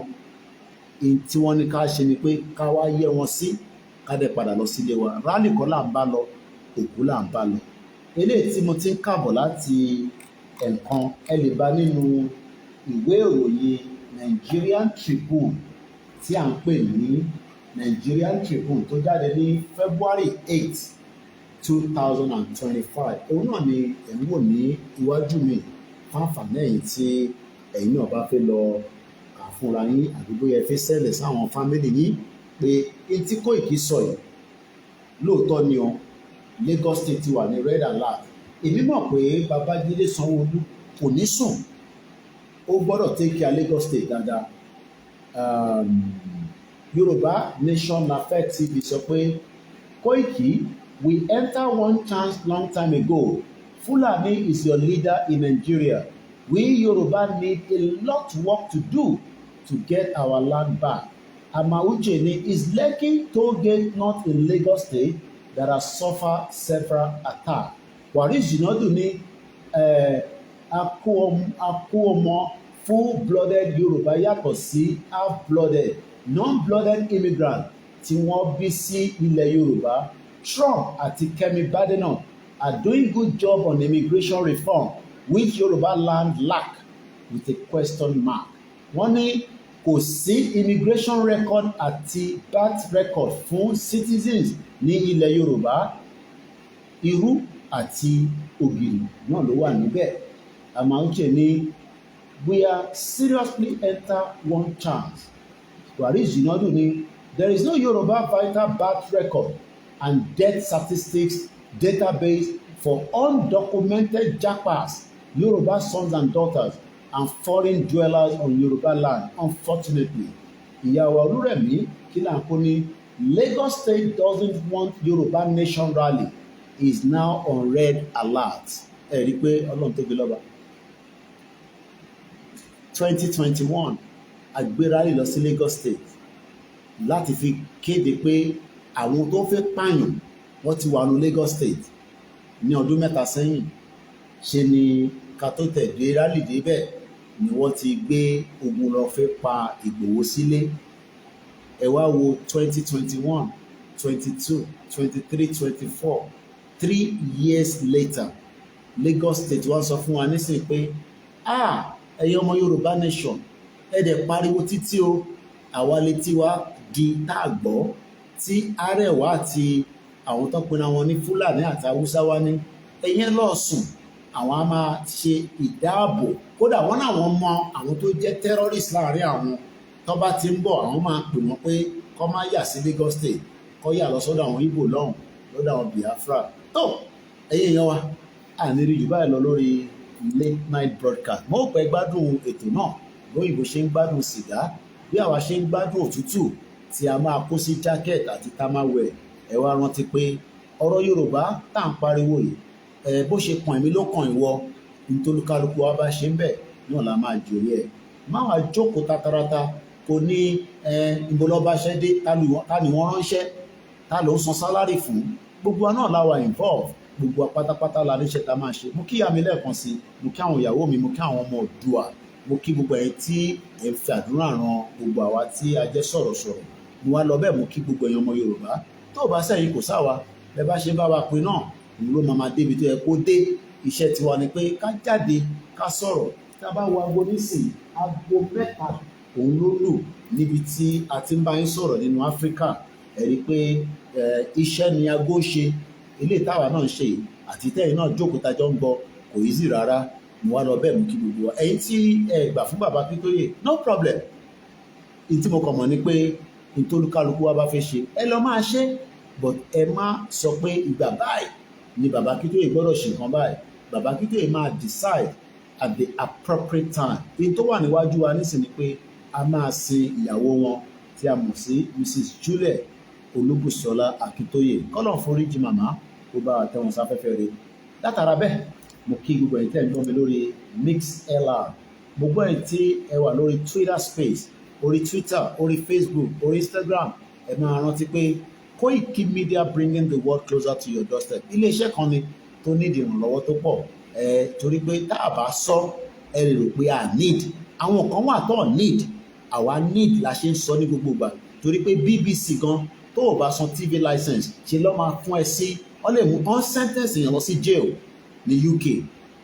Àwọn ọ̀dẹ̀ ní sentence yìí ju pé ká bẹ̀ yín, ká ràn yín pé ẹ ràn wá lọ́wọ́, not ever tẹ́ bá fún wa, kódà bẹ́ fún wa ní £1,000 àdúpẹ́, bẹ́ fún wa ní 1,000 naira, kódà inú wa máa dùn ni, torí pé at least ẹ̀yin tẹ̀ yọ́nú kòsíkòsí tẹ̀ fi fún wa. Mo á lọ bẹ́ẹ̀ mo kí bàbá wa olóyè Ìgbòho, mo kí gbogbo ẹ̀yin yá wa àti gbogbo ẹgbẹ́, mo kí Káyọ̀dé Mọ̀lá pé ẹ kúṣẹ́ takuntakun, gbogbo ọmọ Yorùbá, ìlànà ọmọ Oòduà ní, ìlànà Amẹ́ríkà ní, Canada ní, gbogbo àwọn tó wà lábẹ́ YSDM, kódà àwọn tí wọ́n dá dúró as independent, mo kí Global Directorate, mo kí Ìbà Gani Adams, mo kí gbogbo àwọn ẹgbẹ́ kọ̀ọ̀kan, mo lọ bẹ́ẹ̀ mo kí àwọn Biafra. Èyí máa sọ pé kí Ìgbòho má yẹ sọ̀rọ̀ Nnamdi Kanu, ní tí Nnamdi Kanu ṣe kò tí ì tó kankan ju pé ó ń béèrè fẹ́ tọ́ àwọn èèyàn ẹ̀, kò dẹ̀ ń ṣe terrorist, torí pé IPOB ò ń ṣe terrorist organization, America ò pè wọ́n ní terrorist, UK ò pè wọ́n ní terrorist, Fúlàní tó ń pè ní Buhari olórí burúkú òun ló subscribe wọ́n pé terrorist ni wọ́n. International community does not believe and agree with that. So gbogbo ẹ̀ tẹ́ máa ń wà a little bit tó bá ti dọ̀rọ̀ olóyè dárúkọ Nnamdi Kanu, ara yín máa ń fi pé báyìí ṣe nífẹ̀ẹ́ olóyè tó kù bá máa dárúkọ Nnamdi, ẹ̀mú yẹn sẹ́gbẹ̀ẹ́. Ó wà important pé ká máa highlight pé kó fi Nnamdi Kanu sílẹ̀, ó dà kó rẹ̀ ń gbé bọ̀ ní court ní èmi. I hope that he will be released so that kó lè padà lọ bá àwọn family ẹ̀.